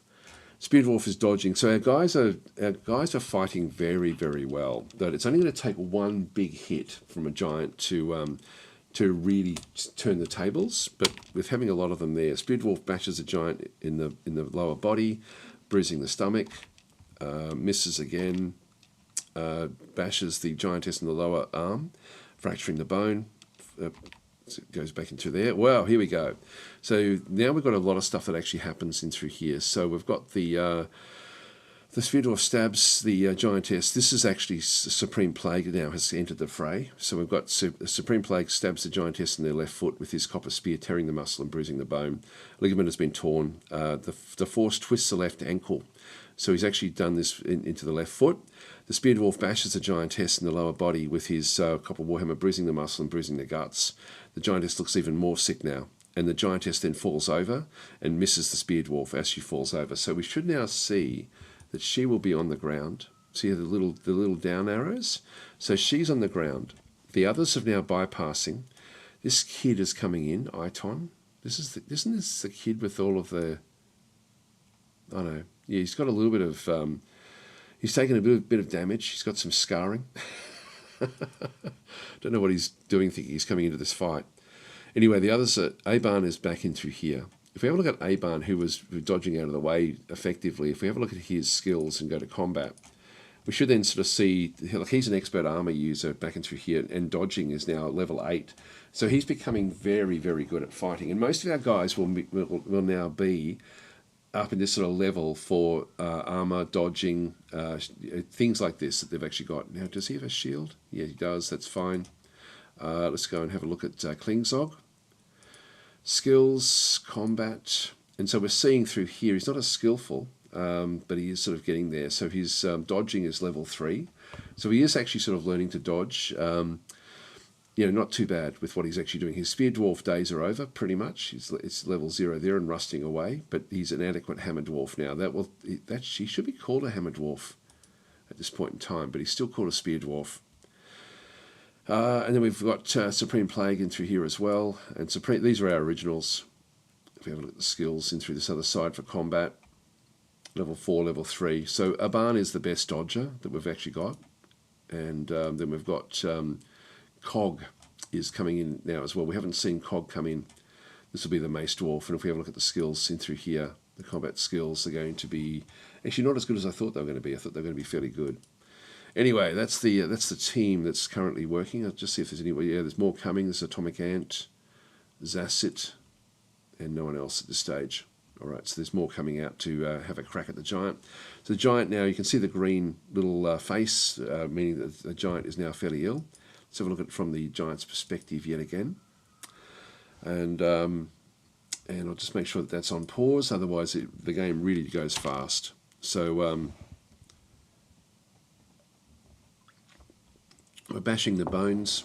Pulls the right hip, misses the Marks Dwarf. It'll be on the ground for a little while. Stabs the Giantess in the lower body, tearing the muscle and tearing the guts. Looks even more sick. The Copper Spear has been lodged, so that was Supreme Plague, has been lodged in the wound. Marks Dwarf punches the Giantess in the head with his left hand, because it's on the ground now, bruising the muscle. Pulls the neck, the Giantess vomits. So Slusu, the Giantess, says, "I've been injured badly. There is no hope." Good. So we've got the wrestler scratches the Giantess in the left hand. Okay, the Spear Dwarf pulls on the spear, and so this is Supreme Plague. Supreme Plague then sort of gains possession of the Copper Spear again. The Giantess misses the Marks Dwarf. So the Marks Dwarf is Cog. Right, then the Spear Dwarf bashes the Giantess in the lower body again, bruising the muscle, bruising the stomach. This can take quite some time. I might just keep on going until we sort of see something else coming back through. Stabbing, misses. This is going to take quite some time. I'll just keep on going back through. The Giantess is no longer stunned, but does give in to the pain. So it may be unconscious now. Let's just go and have a look. It's on the ground. Unconscious. Now we're going to be able to do quick hits on it.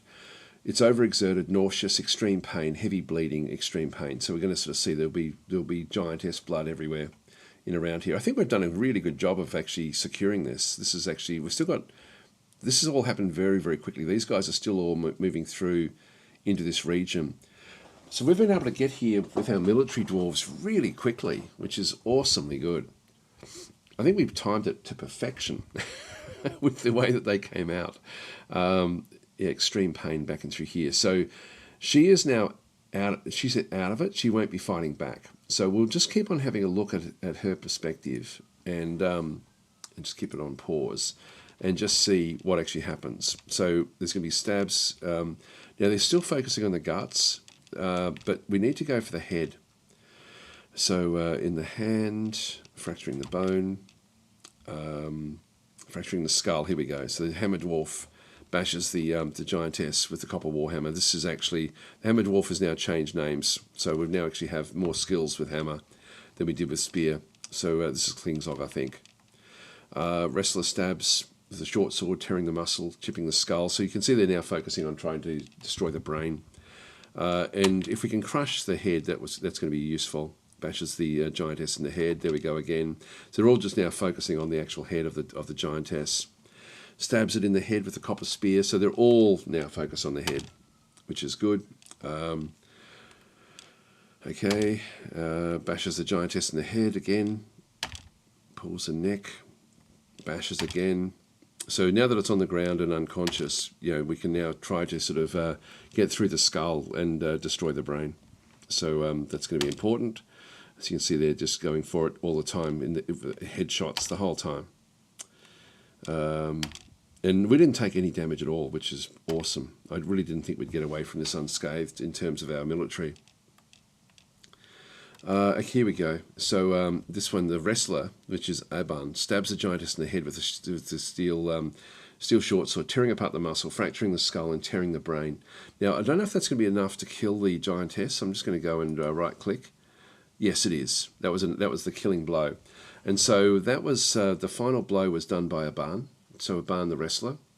By the way, if anyone wants to reclaim any of the dwarves, I've now got a few military dwarves that do need names, including Aban. Bit of an ad there. Spear Dwarf is wounded. No, he's on the ground. Doesn't mean he's wounded. If we go and have a look at the at Supreme Plague, he's stressed. But if we go to health and look at the at description, he's just on the ground. Now, the reason for that is that he would have dodged out of the way and or even pulled on the spear and pulled himself over. If we have a look at his what he did, so he would have been up. Yeah, I'm not sure why he's on the ground there, to be honest, but it's nothing that we have to worry about. So we can sort of let that one go. Now, the Giantess is right on the cusp of it being an animating or non-animating biome. So I don't know what we're going to do with this Giantess corpse. The guys have now finished. If I just unpause the game, they'll now all wander in. We've got the wounded guy is crawling, I think. So we need to get the wounded one down into the hospital. We might have a look at what's happening from the hospital's perspective. So that happened fairly fast. Forging Irons Greaves has been completed. So we've still got, these are farmers and things that are still coming in from the outside here. We've still got more. This is a metal crafter, another metal crafter. We've got a spare. So, and these are still coming in, these new arrivals. The Dwarven Child. There's that reindeer calf. So they've hardly moved anywhere in the time that this fight happened extremely fast. Like if I had have played that one without it being turned off, that would have been over and done with like a couple of seconds, and we would have seen the giant on the ground like this, which is in one sense a bit disappointing to sort of see the fight happen so fast. But our guys did very, very well. We were so lucky to actually that they could get there in time. I think we may be able to save Kivish. Let's follow Kivish and just see what the rest of his little story is going to be. So he's crawling his way down.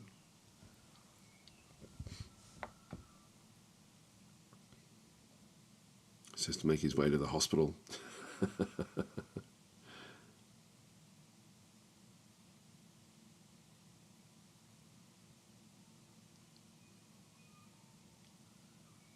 Come on, move, move, move, move. Comes everyone else. Come on, Kivish, get yourself to the hospital.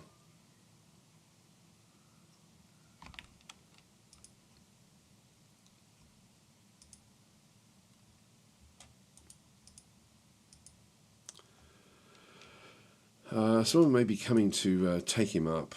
Hall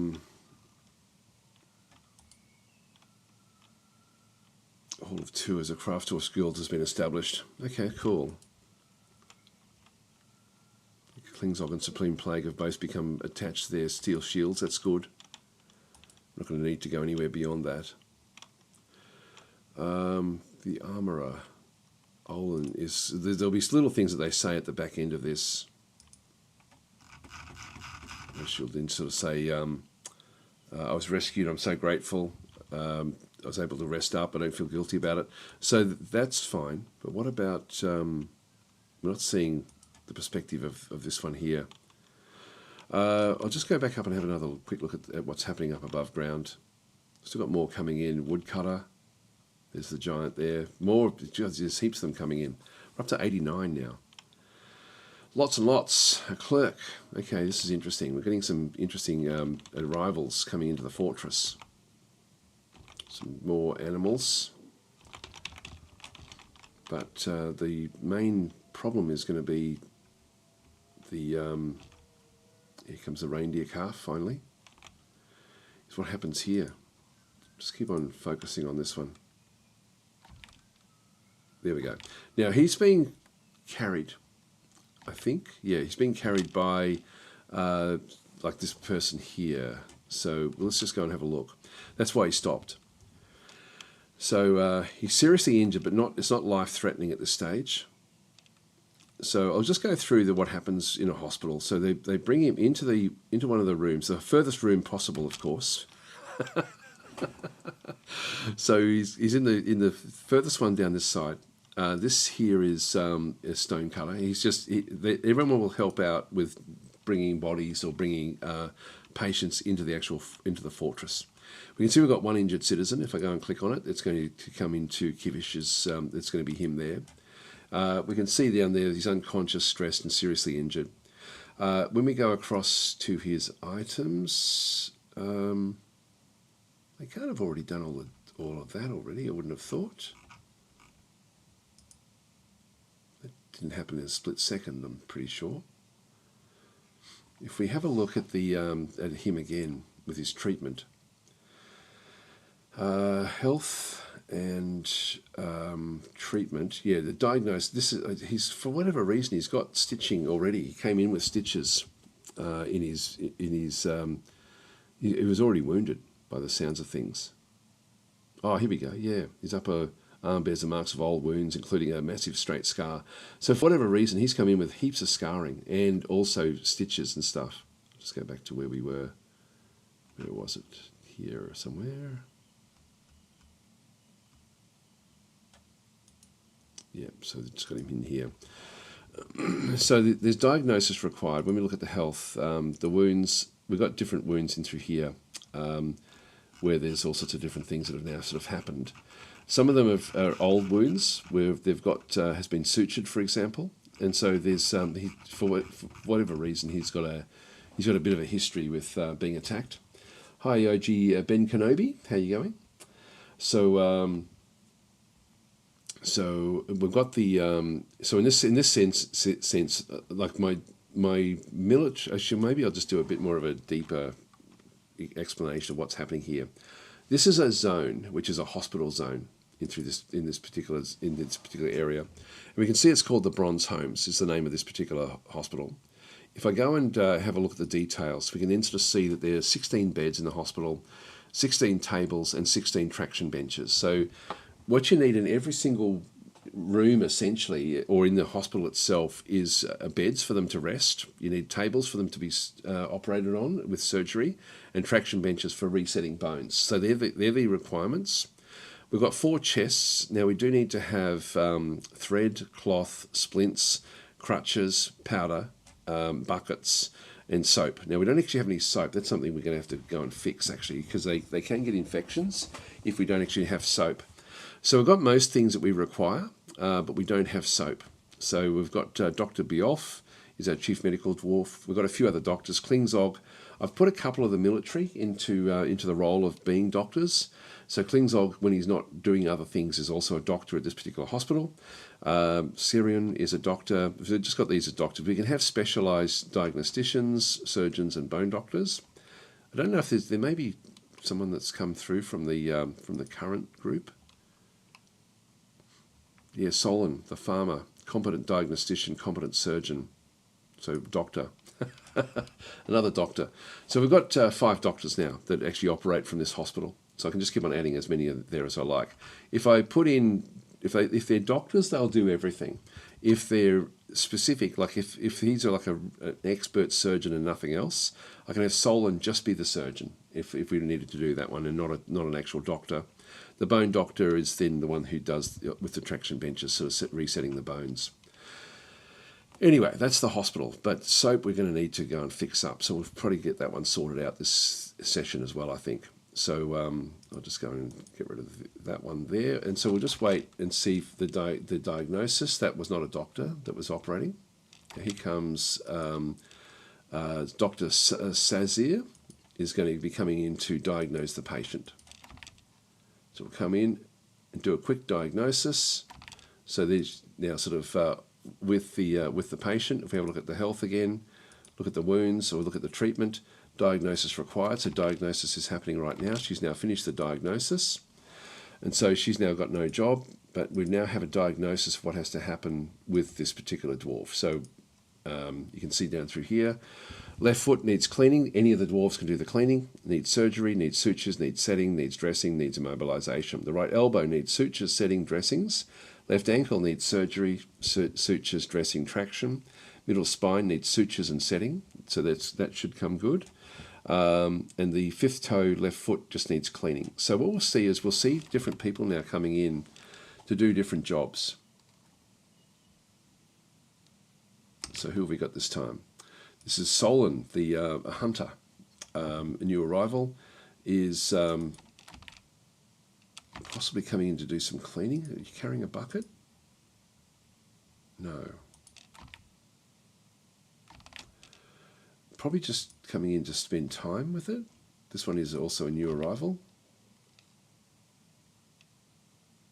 Here comes a Polt for whatever reason. I'm going to have to fix that up as well.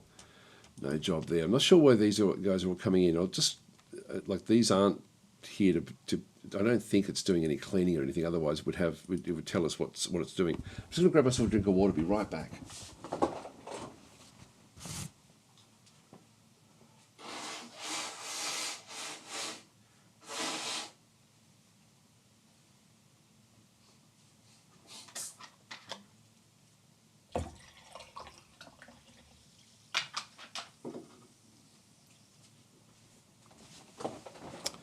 All right.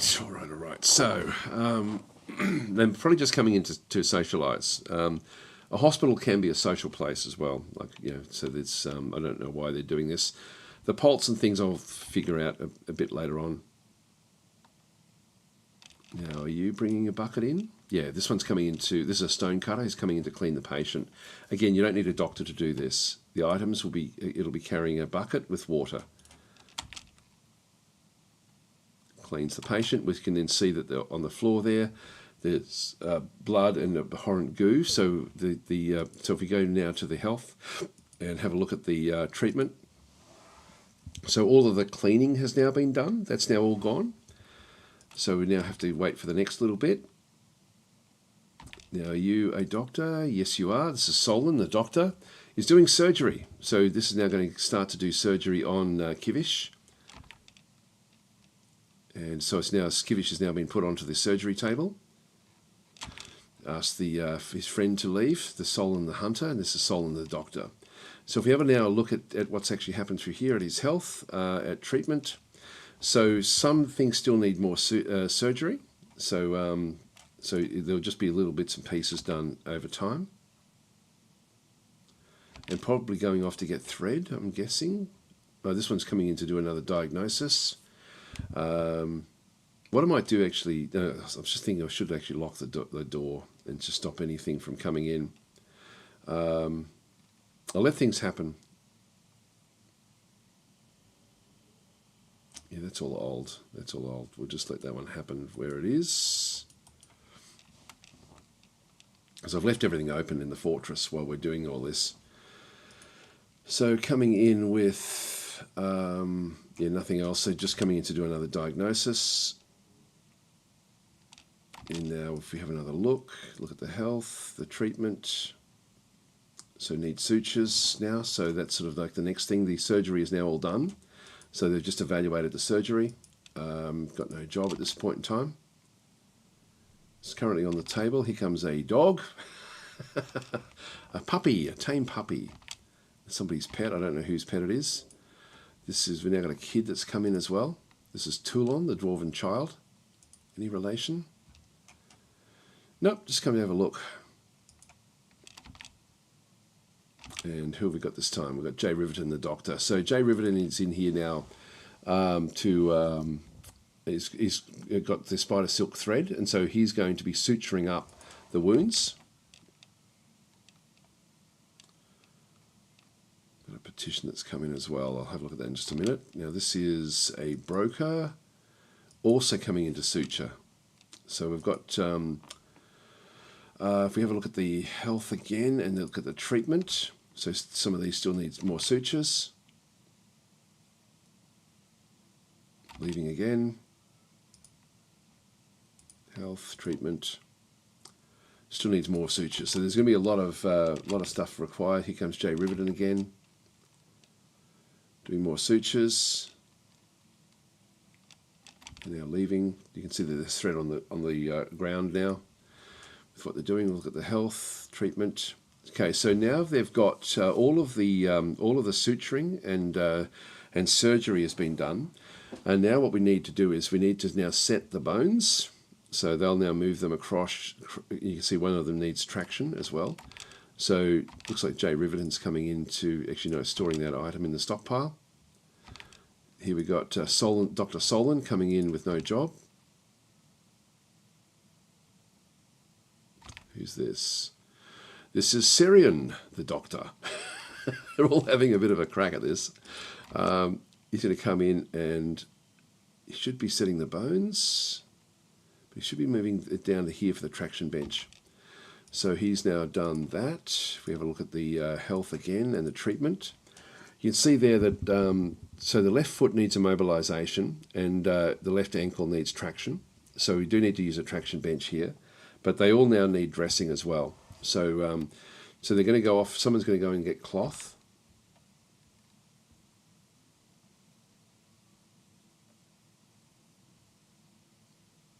No one's coming in just yet. Here we go, Jay Riverton, dressing wounds and carrying silk cloth.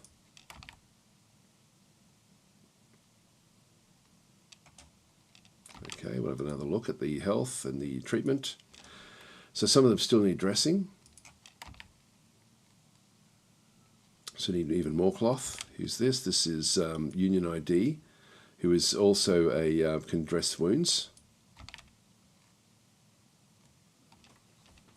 And what are you doing? No job. Just coming in to have a look. Just to supervise, make sure everything's okay. Let's have a look and see how much more dressing needs to be done. Still a little bit more in through there. So we're getting close now through the various things. Who's this one? This is dressing the wound here, the hammerer.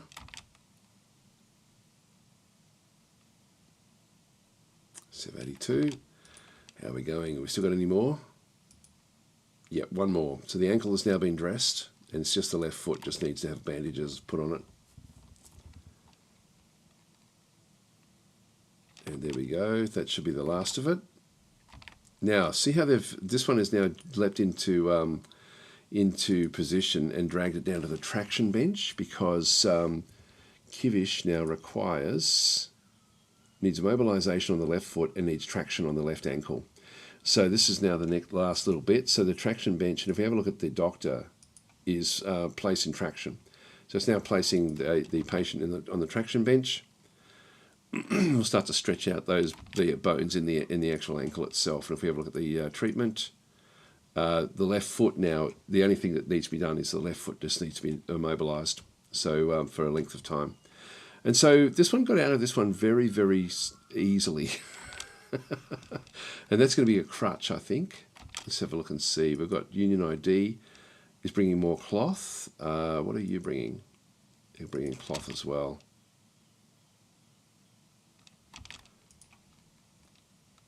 Look at this one here and look at the treatment. Yeah, the mobilization should be a splint or a crutch. It should be a splint.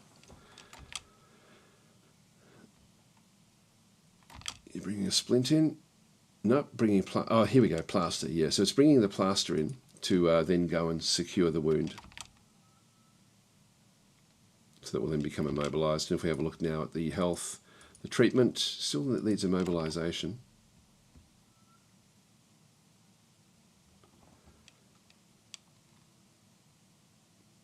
Somebody else should come in and just finish this off.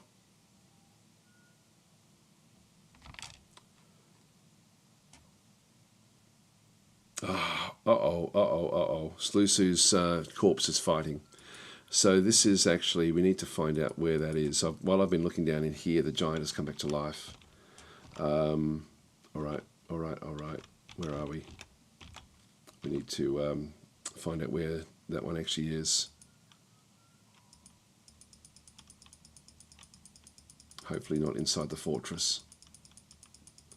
Giants come back, or anything that's dead comes back 3 times stronger than what they were. Chinchillas on the outside.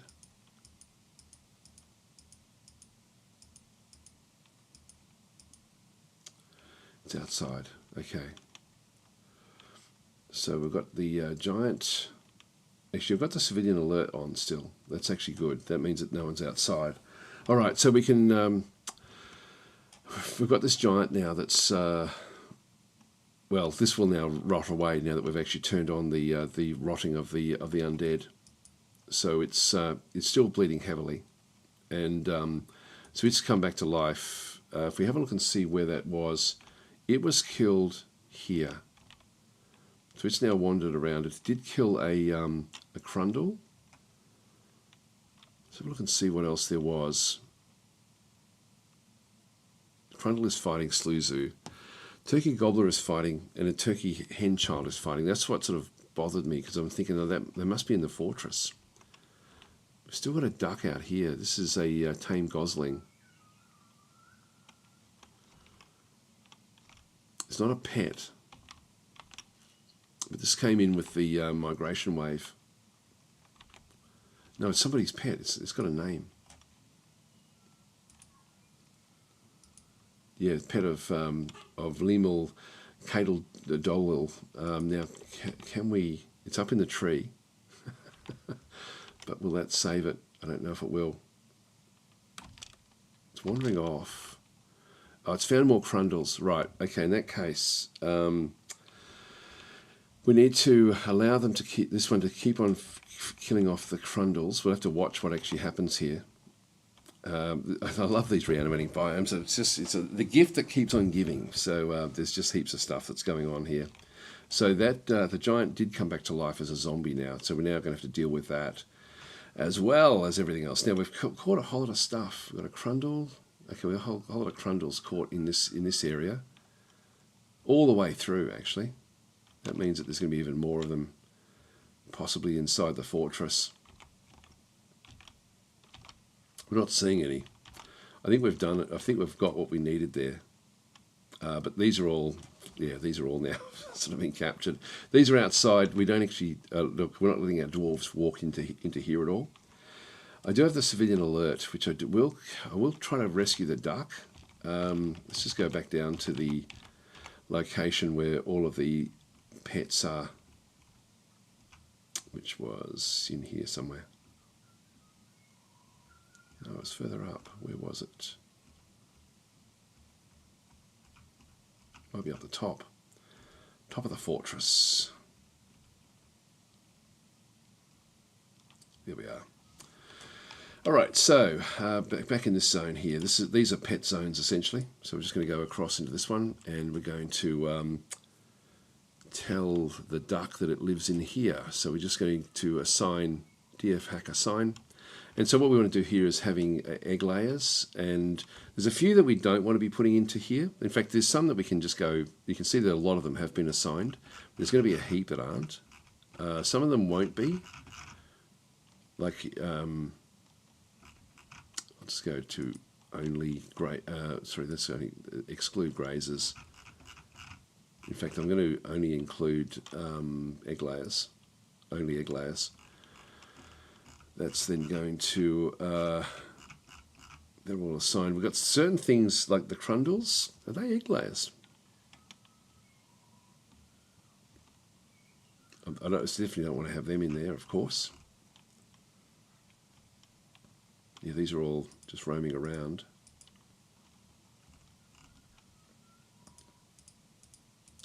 So I'll just manually assign all of these into here. We'll try to save the pet duck, as you do, of course.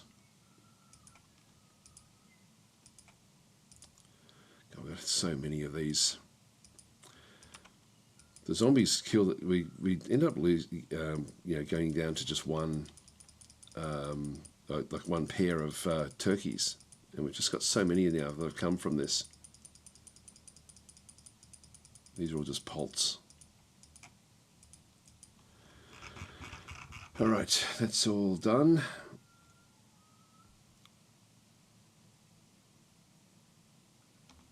Yeah, the crundles we don't want to worry about. Interestingly, they are trainable.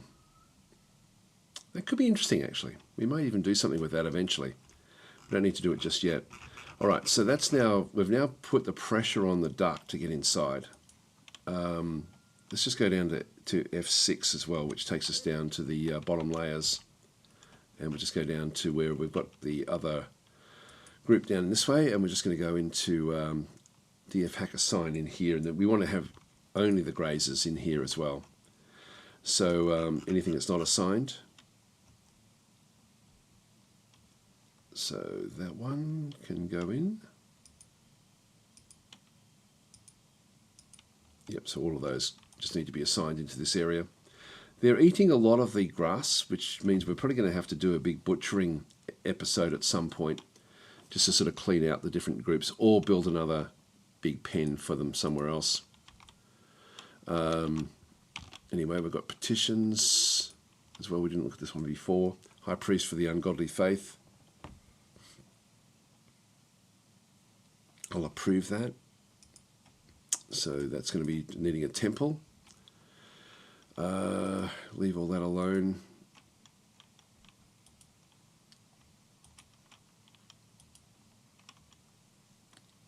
Master, yep, that's okay. It's good stuff. All right, this is still got one petition outstanding. Yeah, we need to establish that one. We'll do that one probably in the next session, I think. Now the other thing, yeah, the stuff that's happening on top of the fortress. Let's go back up to F1.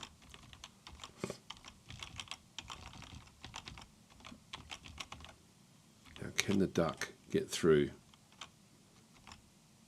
I'll just have a look, and I'm gonna, if the duck doesn't make it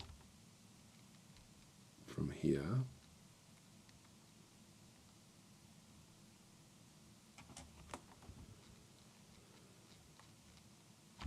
Crundle making its way inside.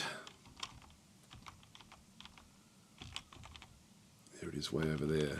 Well, I don't think that's going to work. If the Crundles are coming in, I'm just going to lock it. Forbid it. And we're now going to have a the duck will then be locked outside. The Giantess is now too difficult for us to contend with at this point in time.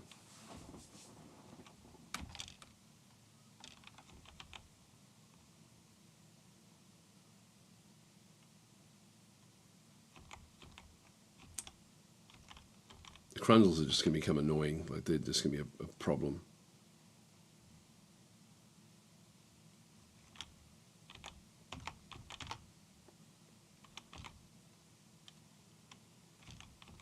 It's definitely on a mission, Crundles.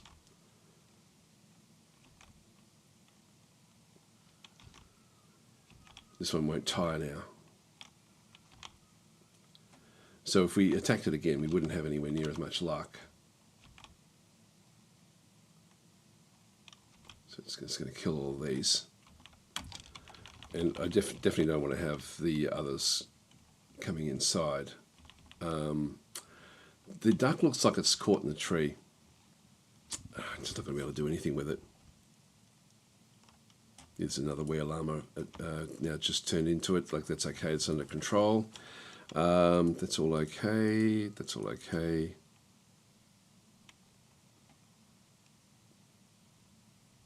Hang on. Where Llama Dang is fighting.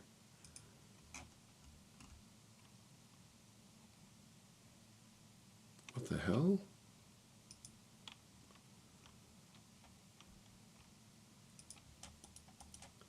There's a Where Llama out here. There's a chinchilla corpse down that way. What the hell's happened here? Hang on, there's a lot of stuff happening. We've got that bothers me. Let's go and find what's going on. Looks like we've got another were creature that's actually has come to life. It's now the full moon, so we have a lot going on. We've still got the no one's no longer injured. Let's just go through all these undead. They'll eventually rot away now, which will be good. There's just way too many of them. So we'll get rid of all of those. We've got the chinchillas on the outside.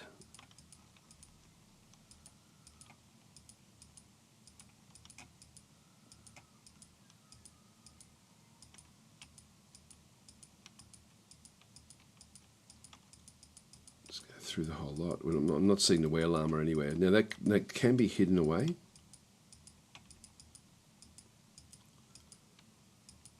Yeah, it looks like we're. Oh, here comes a gosling, which is also wanting to get into the fortress. This one's on the ground. It's going to be seriously injured and killed, so no point. This little zombie chinchilla is going to do the job there. Yeah, then we're back through again. All right, the one thing we're not seeing here is the were llama that's outside.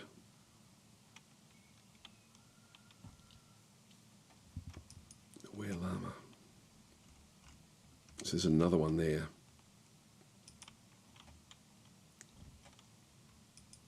So these all happened out here.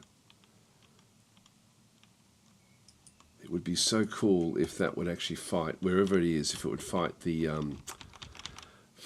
giantess. The giantess is not that far away from it, I don't think. So chinchilla corpse down that way.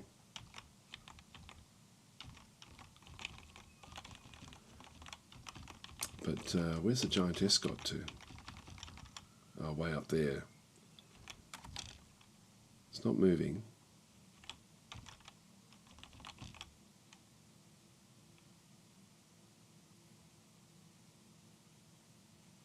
Let it run forward a little bit until we sort of see something else. Oh, what have we caught in here? A crundle. So nothing too much there. Alright, so it's a bit tricky. The goose is going to be killed.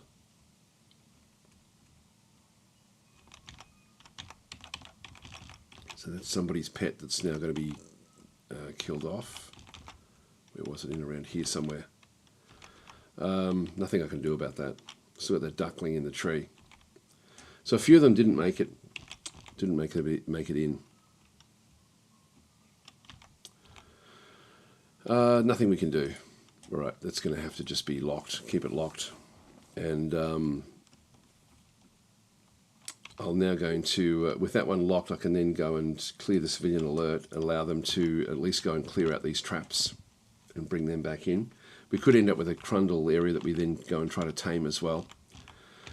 I don't know why we'd be wanting to do that, but maybe that's just what we do. Who knows? Now, the last thing we want to be doing is to making soap. So let's go into our areas at the top of the fortress where we're doing all of our cooking, and we'll start to sort of make a soap area back in through here as well. So we've got this little zone off to the side with the butchers and things, and then we have all of the food making down this way. Cloth making in here. I normally like to have like an area that goes off to the side. If we go above, it's our hospital, which we don't want to be doing anything with.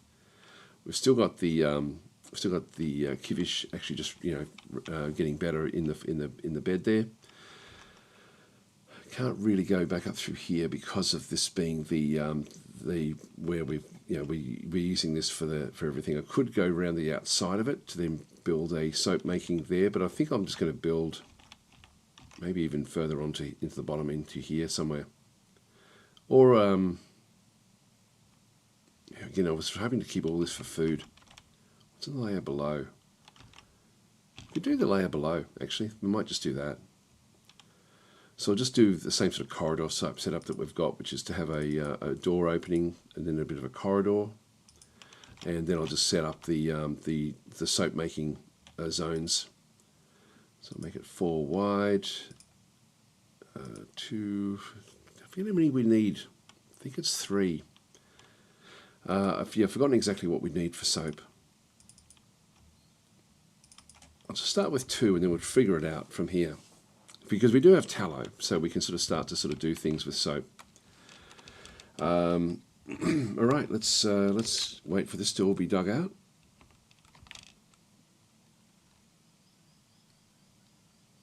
Let's transform back. Yeah, that's the guy inside.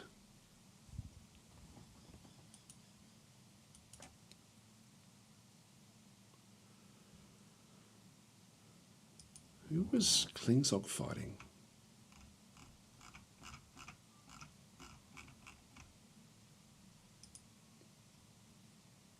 Oh yeah, just when they've shorn the axe, he's just gone and smashed the hair that was rolling around. That's okay. There's nothing for us to worry about.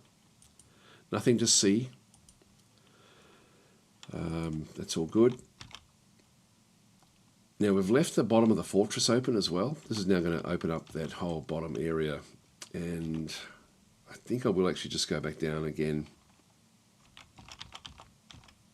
into this zone here and just double check, because we're now leaving everything open here. That's all open. We've now got this, so I'm going to open this up.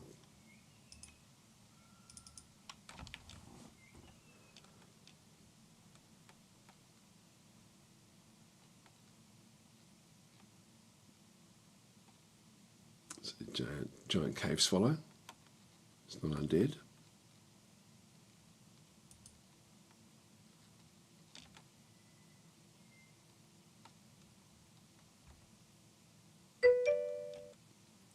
Nothing bad outside.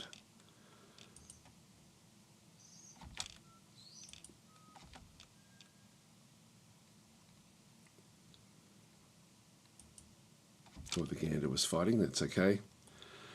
Yep. So gander is fighting. It's not going to win. So we'll just leave those pets outside. Nothing much we can do about those.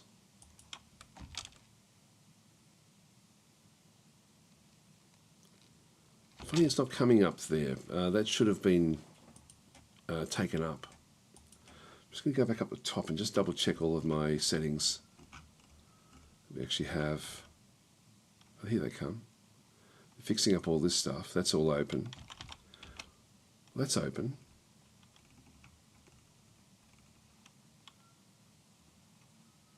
It should definitely be accessible. They're all open.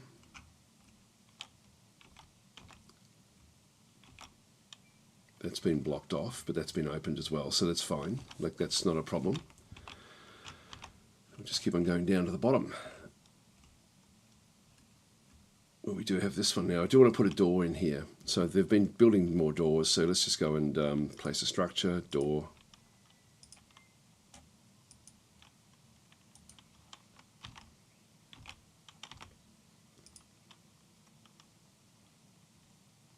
That's okay.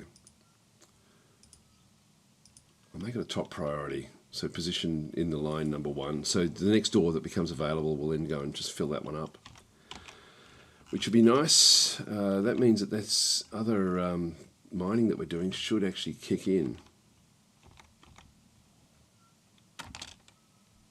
Someone should go and do that.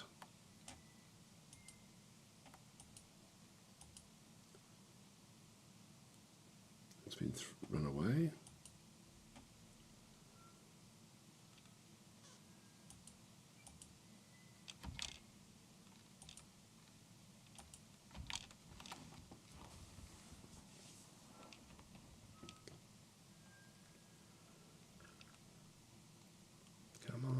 Come on.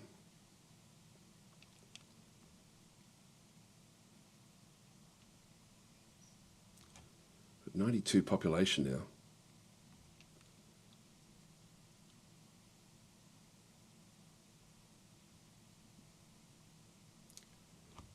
Don't know why they're not coming down here to do this.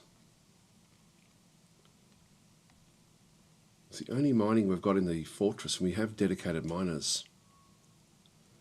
It's likely just can't get to it. With the civilian alert has been turned off. We'll just get rid of the whole area. That's all completely open, and then they can go back down through here. That's all open.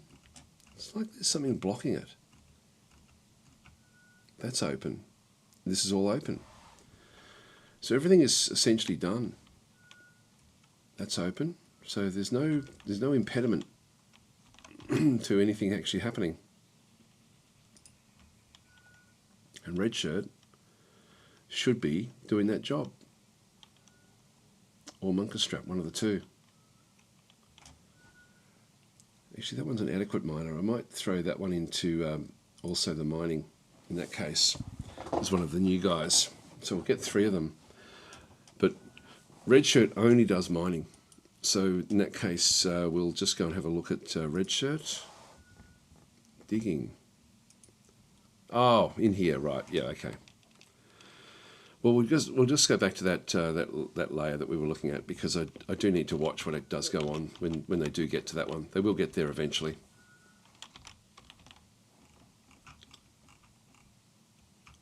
Yep, so we'll just watch this until they get down here.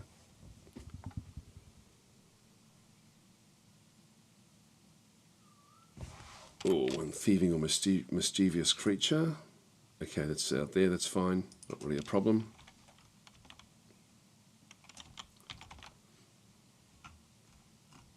Let's go back up to our layer.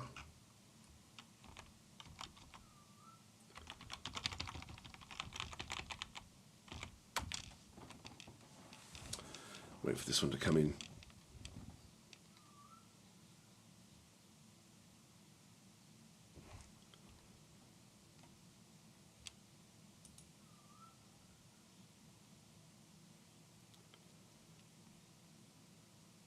I'll get there eventually.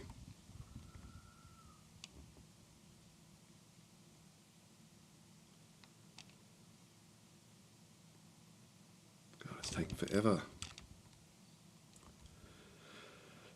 And I really can't wait. Great, more turkeys. Here we go.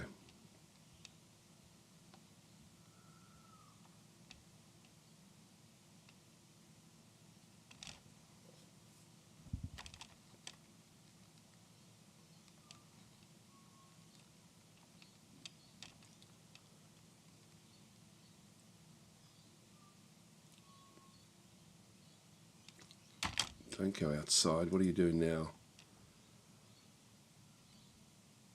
I have to clean something. What?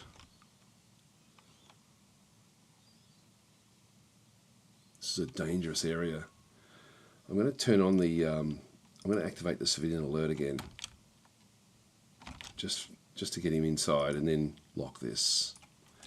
All right, that's all I wanted to do. I didn't want them wandering off and doing stuff, so we can now clear the alert again.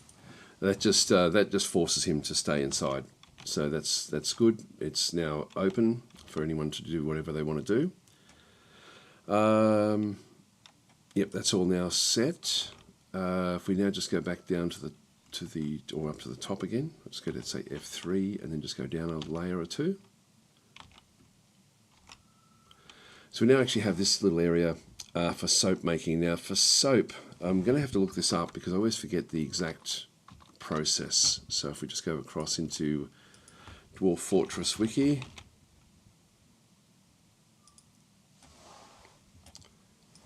and look up soap.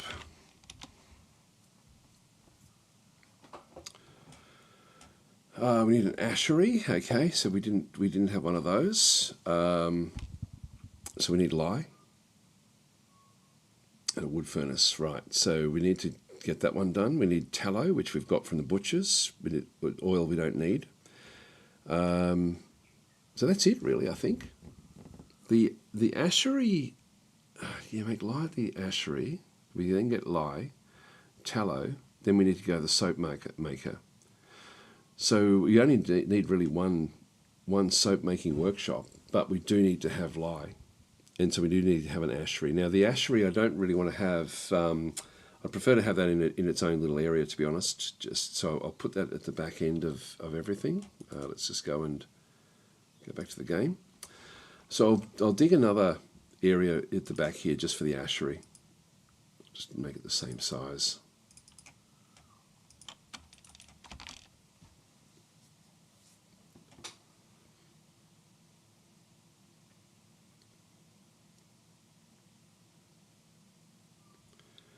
While they're digging that out, hopefully we'll be finishing off those doors. So we'll just go back down again to the bottom of the fortress and just see if we can lock off that door.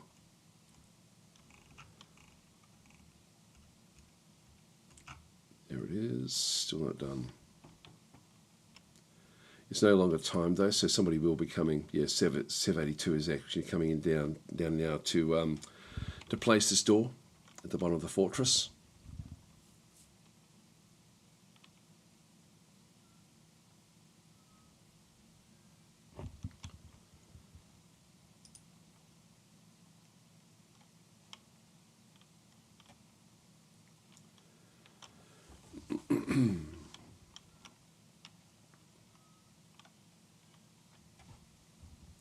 Get there eventually.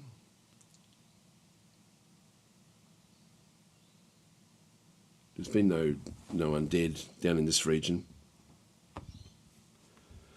so we're doing okay. Hi Sev, how you going? Speak of the devil. Here he comes. And we can now lock this off. Alright, so that locks the bottom of the fortress. It's not very secure, like if a troll or something comes in and wants to break through, they'll be able to. But it does at least start the process, so that's actually good. We've now got all of this stuff done. Yeah, we've pretty much now got the whole bottom of that fortress now locked off, which is good.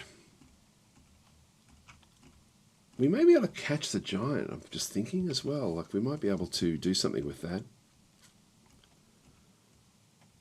Just wait for it. Oh, because still got trundles and things that are coming in, that are hovering around in here. I'll worry about that later. Let's just get the ashery and stuff done first.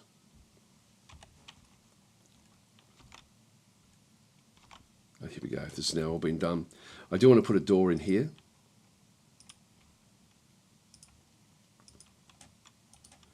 And it will change the priority. Just make it the next door that we end up getting. In this case, we want to put an ashery in. So we just go into the workshops and ashery.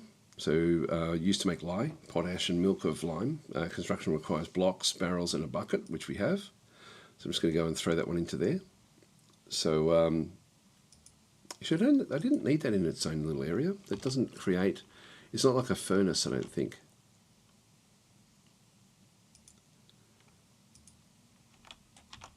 Yeah, no, it's not a furnace. That was, I didn't need to do that. That's okay. And I'll just put the soap maker down in here. So if we go into workshops and soap maker's workshop down the bottom here.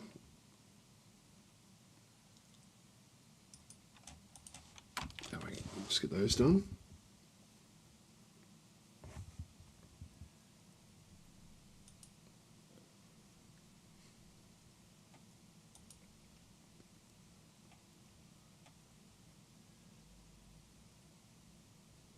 There we go. We can get some good stuff in here.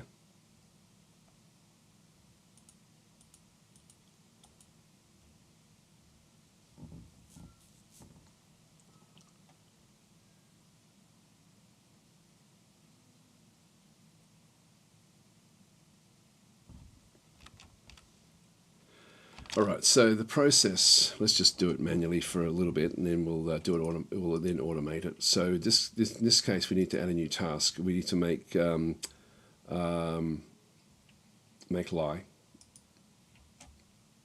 So I'll just go and add a few of those. These require a bucket when we do this, and then these will have make soap from tallow. Requires lye containing items. So we need to get the lye happening first, and then we can start to make soap. And so for that we need buckets, which we do actually have spare buckets.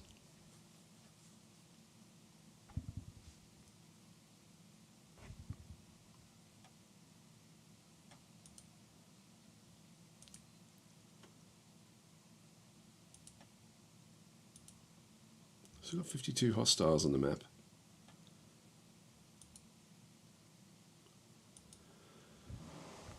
Now we probably will have to get rid of the somehow get rid of that big zombie giantess at some point. We didn't do enough damage to its body to like it's going to be very, very dangerous. There we go. We've now got the door there, which we don't need. The door is pointless. Oh, that's already been done, is it?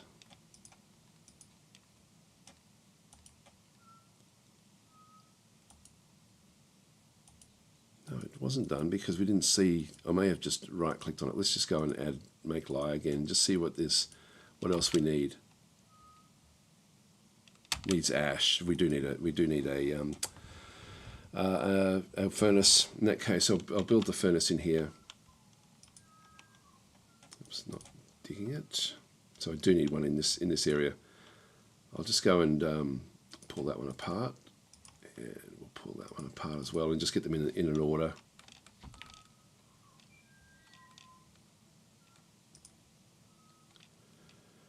So build workshops, furnaces. We need a wood furnace. There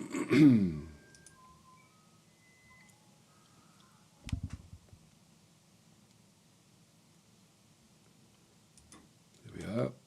And then we'll build the lye making area down in here. So just rebuild those other two workshops. So we've got the, this is going to cause smoke. That's why I wanted to have an enclosed room. So the ashery goes there. And then the, what is it? The workshop, soap makers, just put it next door to it. So that's the steps that we need.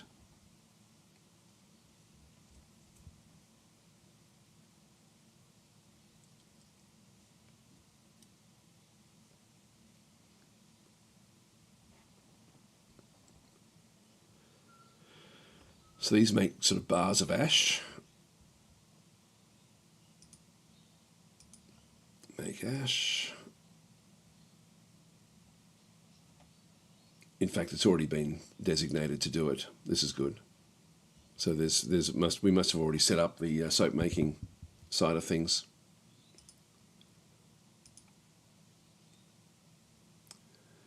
It's now making ash. It may not make smoke.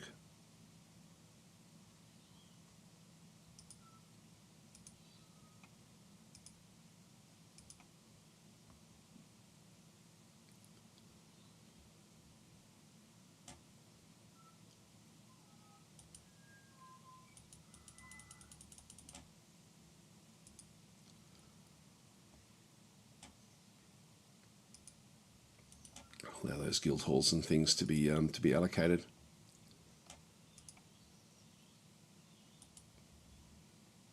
Yes, there's different things fighting. That's all okay.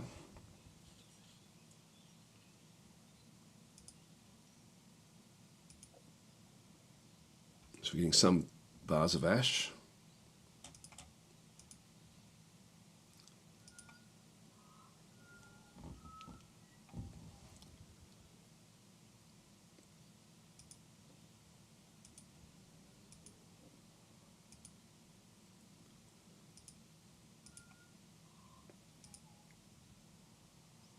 That's a work order.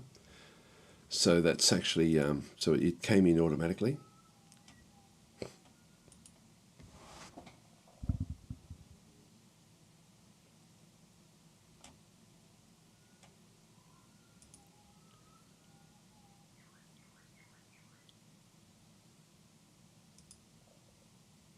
ash in there now.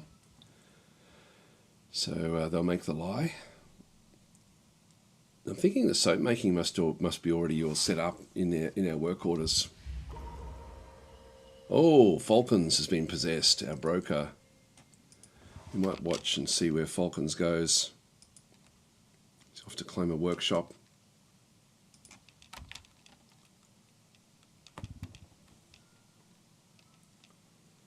Go all the way down. No, coming up.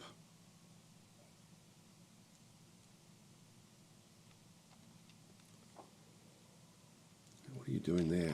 Okay, let's have a look and see. Been claimed by Falcons. So Falcons mutters. So Ubala cloth needs leather. What do we need? We need cloth, thread, leather, skin, gems, shining. That may become a problem. So it's not going off and getting what it needs. One of these things that it can't get hold of. Now, skin and leather are two different things. Can't find a needed item. There is a way you can sort of cheat to find out exactly what he does need, and I don't know if we should do that or not. Yeah, so it's got the clothing shop in here.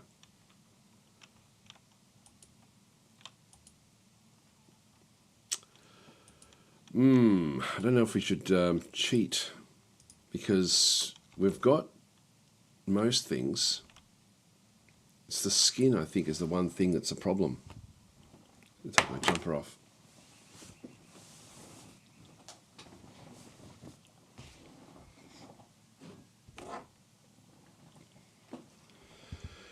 Right, well, yeah, I don't know what to do about this.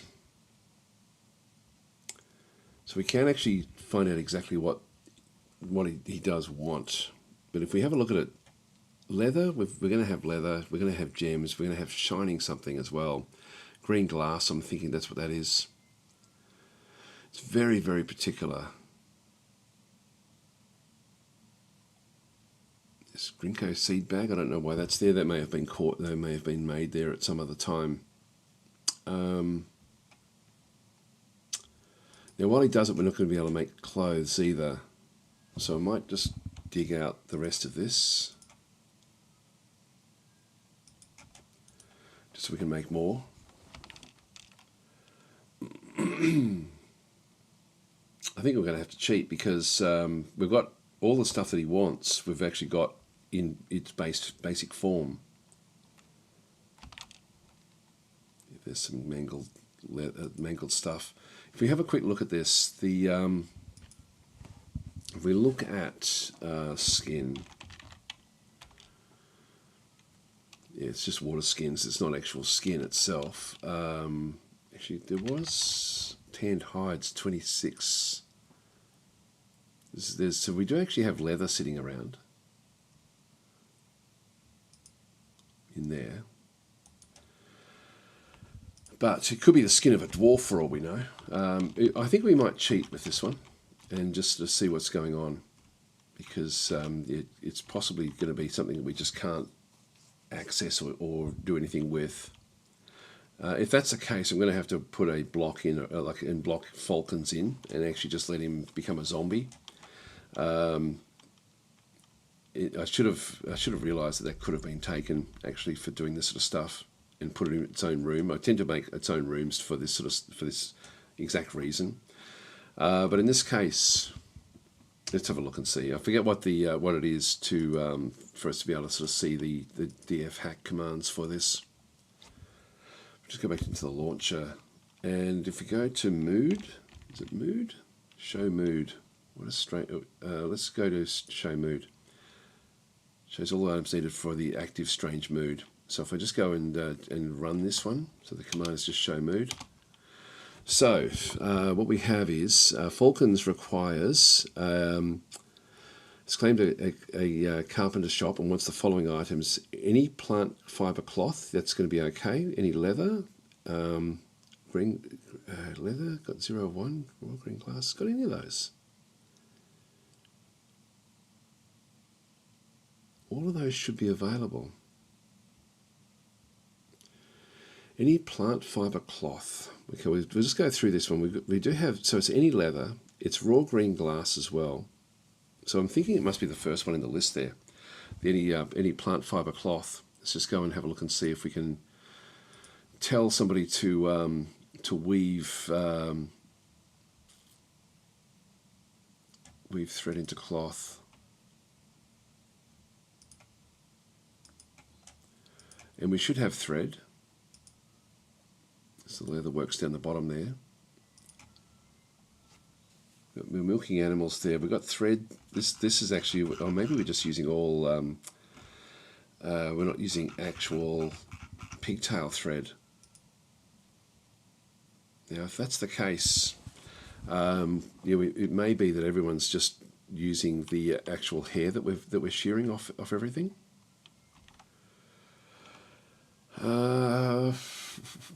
What are they wearing?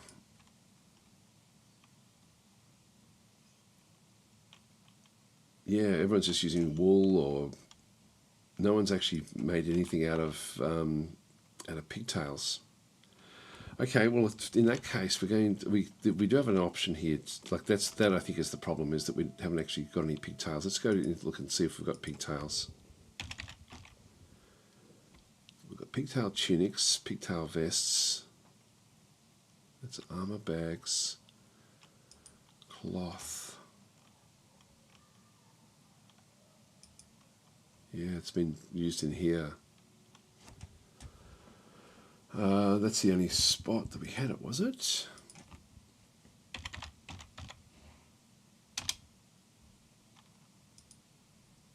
Pigtail cloth. And these are all being used as well.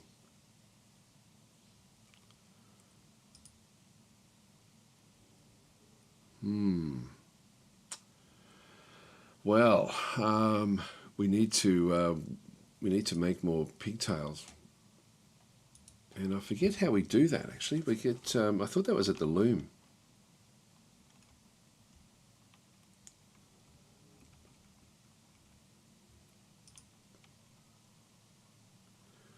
We've thread into cloth. Yeah, that's something we can just do anyway. But we need it to actually be specifically out of pigtails. And we've got the still. We've got the kitchen. I thought the farmer's area. If we add a new task, process plants.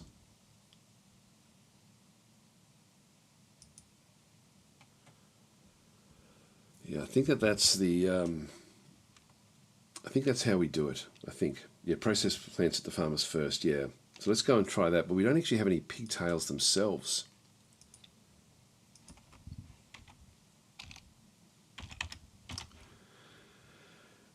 Pigtail.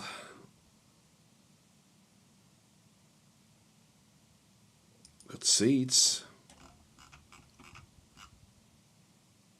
Got lots of seeds. In that area there. Where was it?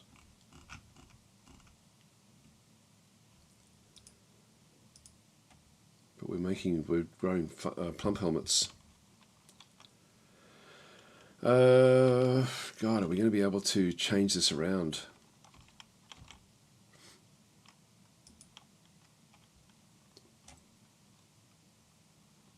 Pigtail seeds. Got heaps of them. But we're not seeing actual pigtails themselves. Well, pigtails. Yeah, again, I'm just thinking out loud how we can get these quickly. What we can do is we can find pigtails in here. Like there's dead pigtails. We're probably going to be dead. It's probably going to be the wrong season or something. It's late spring. There's some. All right, so we've got some pigtails that we're going to be able to process. So let's go and get these done. So we'll just go and process wild pigtails. Wherever we can see them. They're all dead. This is all safe inside this zone that we've got.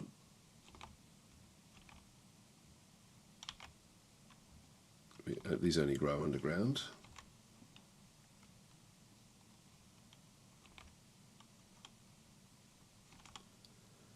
There's only one group of pigtails.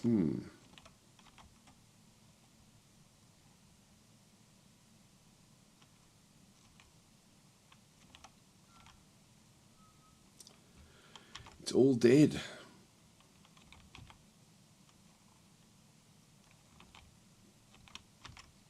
Even out here, there's only one.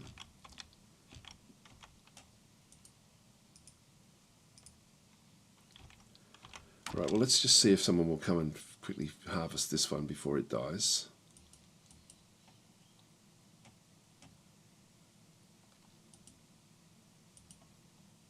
Someone's coming.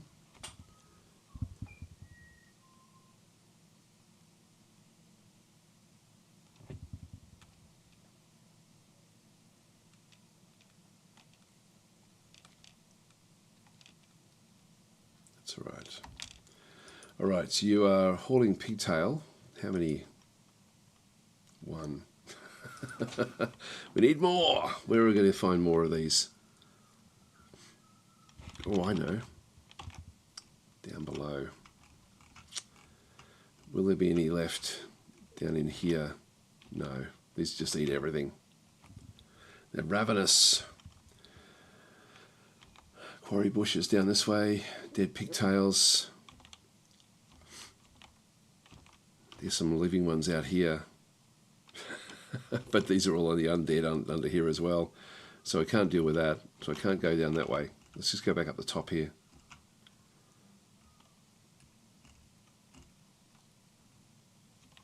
Surely we need it. We can find another one in here somewhere.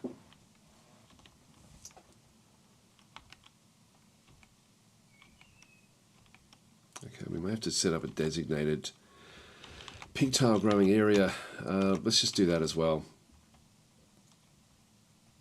I need to clear out all of this. So I think I can still make the farm plots without worrying too much about what we're seeing through here. We do have trees that are starting to grow as well.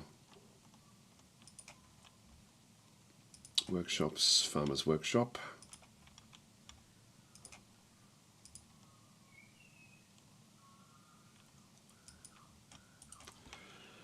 All right, let's do that.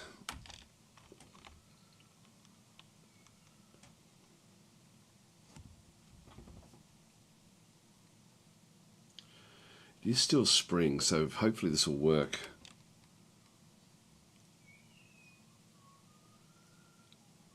I'm not sure exactly when pigtails grow. All right, no, not in spring. Sweet pods, pigtails.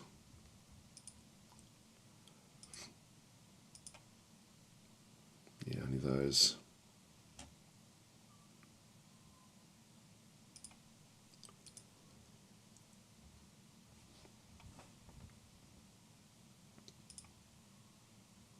I won't do that. I'll just leave that one fallow for now. So we'll, yeah, hopefully we'll be able to get some. I don't know if we're going to be able to get them in time. I think falcons will starve in the meantime. That's why we're not seeing the pigtails here. We're just getting the, sort of like the last little remnants. They'll come back again at the start. It is late spring. We've only got a few days, and then it becomes the next month. So let's just let things go a little bit.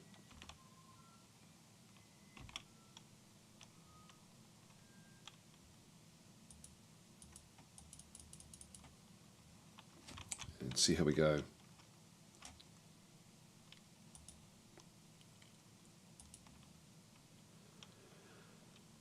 It's late spring. What are you planting?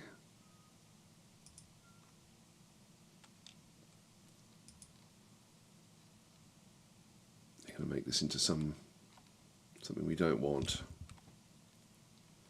They are harvesting this, which is actually not too bad. So even if we run into troubles, we're still going to be able to do some things, but I think they're putting plump helmets in here.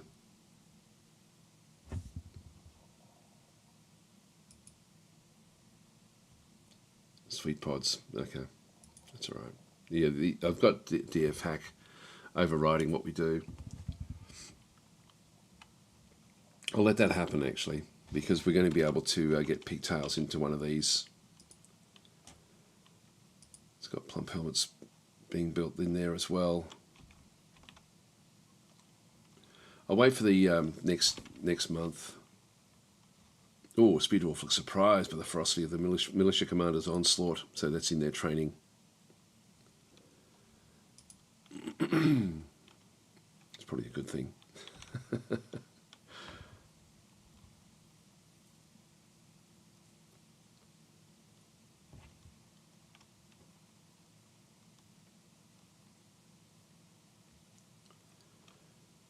Now, Falcons is going to starve. That's going to be the problem.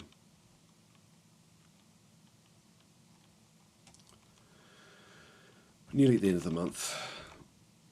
They're growing new plump helmets, unfortunately.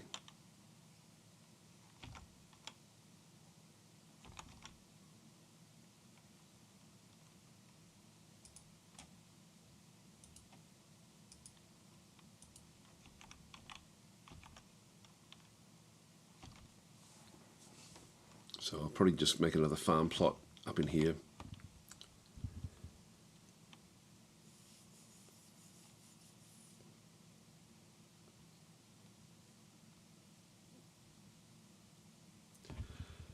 When we start to see starving, I'm going to have to build a box in around falcons if we don't get this thing done.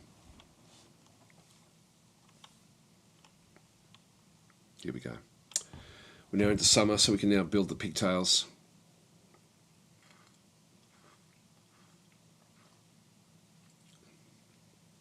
And hopefully get this done, or hopefully we see pigtails grow in the wild, and if we do see that, we'll snaffle them up as well as fast as we possibly can. Have a look at our stocks as well when we get started here, just see what we've got.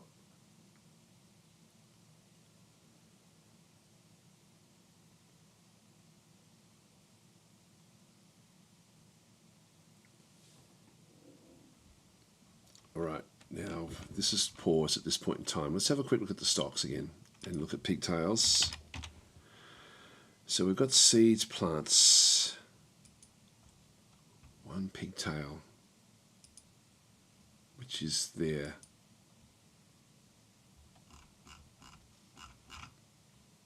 One of them.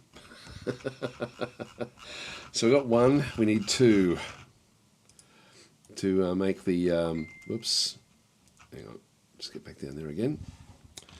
To go down to here, we need to have this spinning thread, they're milking animals.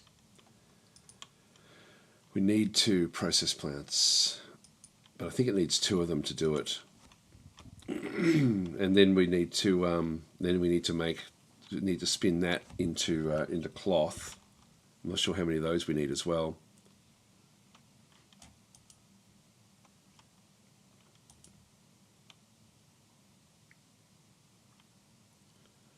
Actually, we haven't checked to see if our soap making is actually active.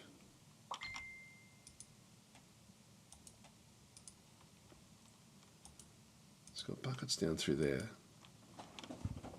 Sorry, I've got my phone beeping at me. I may have to leave actually. I didn't realise it was this late. Yes, sorry guys, I'm going to have to get going. Yeah, I'm going to have to call it now, I think. So yeah, unfortunately I can't solve this problem just now. What I will do is, just so we know what we're dealing with, I'll just move down into here so we can see falcons, and then try to sort of figure out what we need to do to get this thing to work next week. So thanks for watching, and I'll catch you guys then if you're around, and we'll sort of see how we go. So at least we've dealt with the giant to a degree. We've made it into a worse problem ultimately, but we did save all of those additional people coming into the actual fortress. I'll catch you guys next week, or through the week if you're watching any of the other streams, and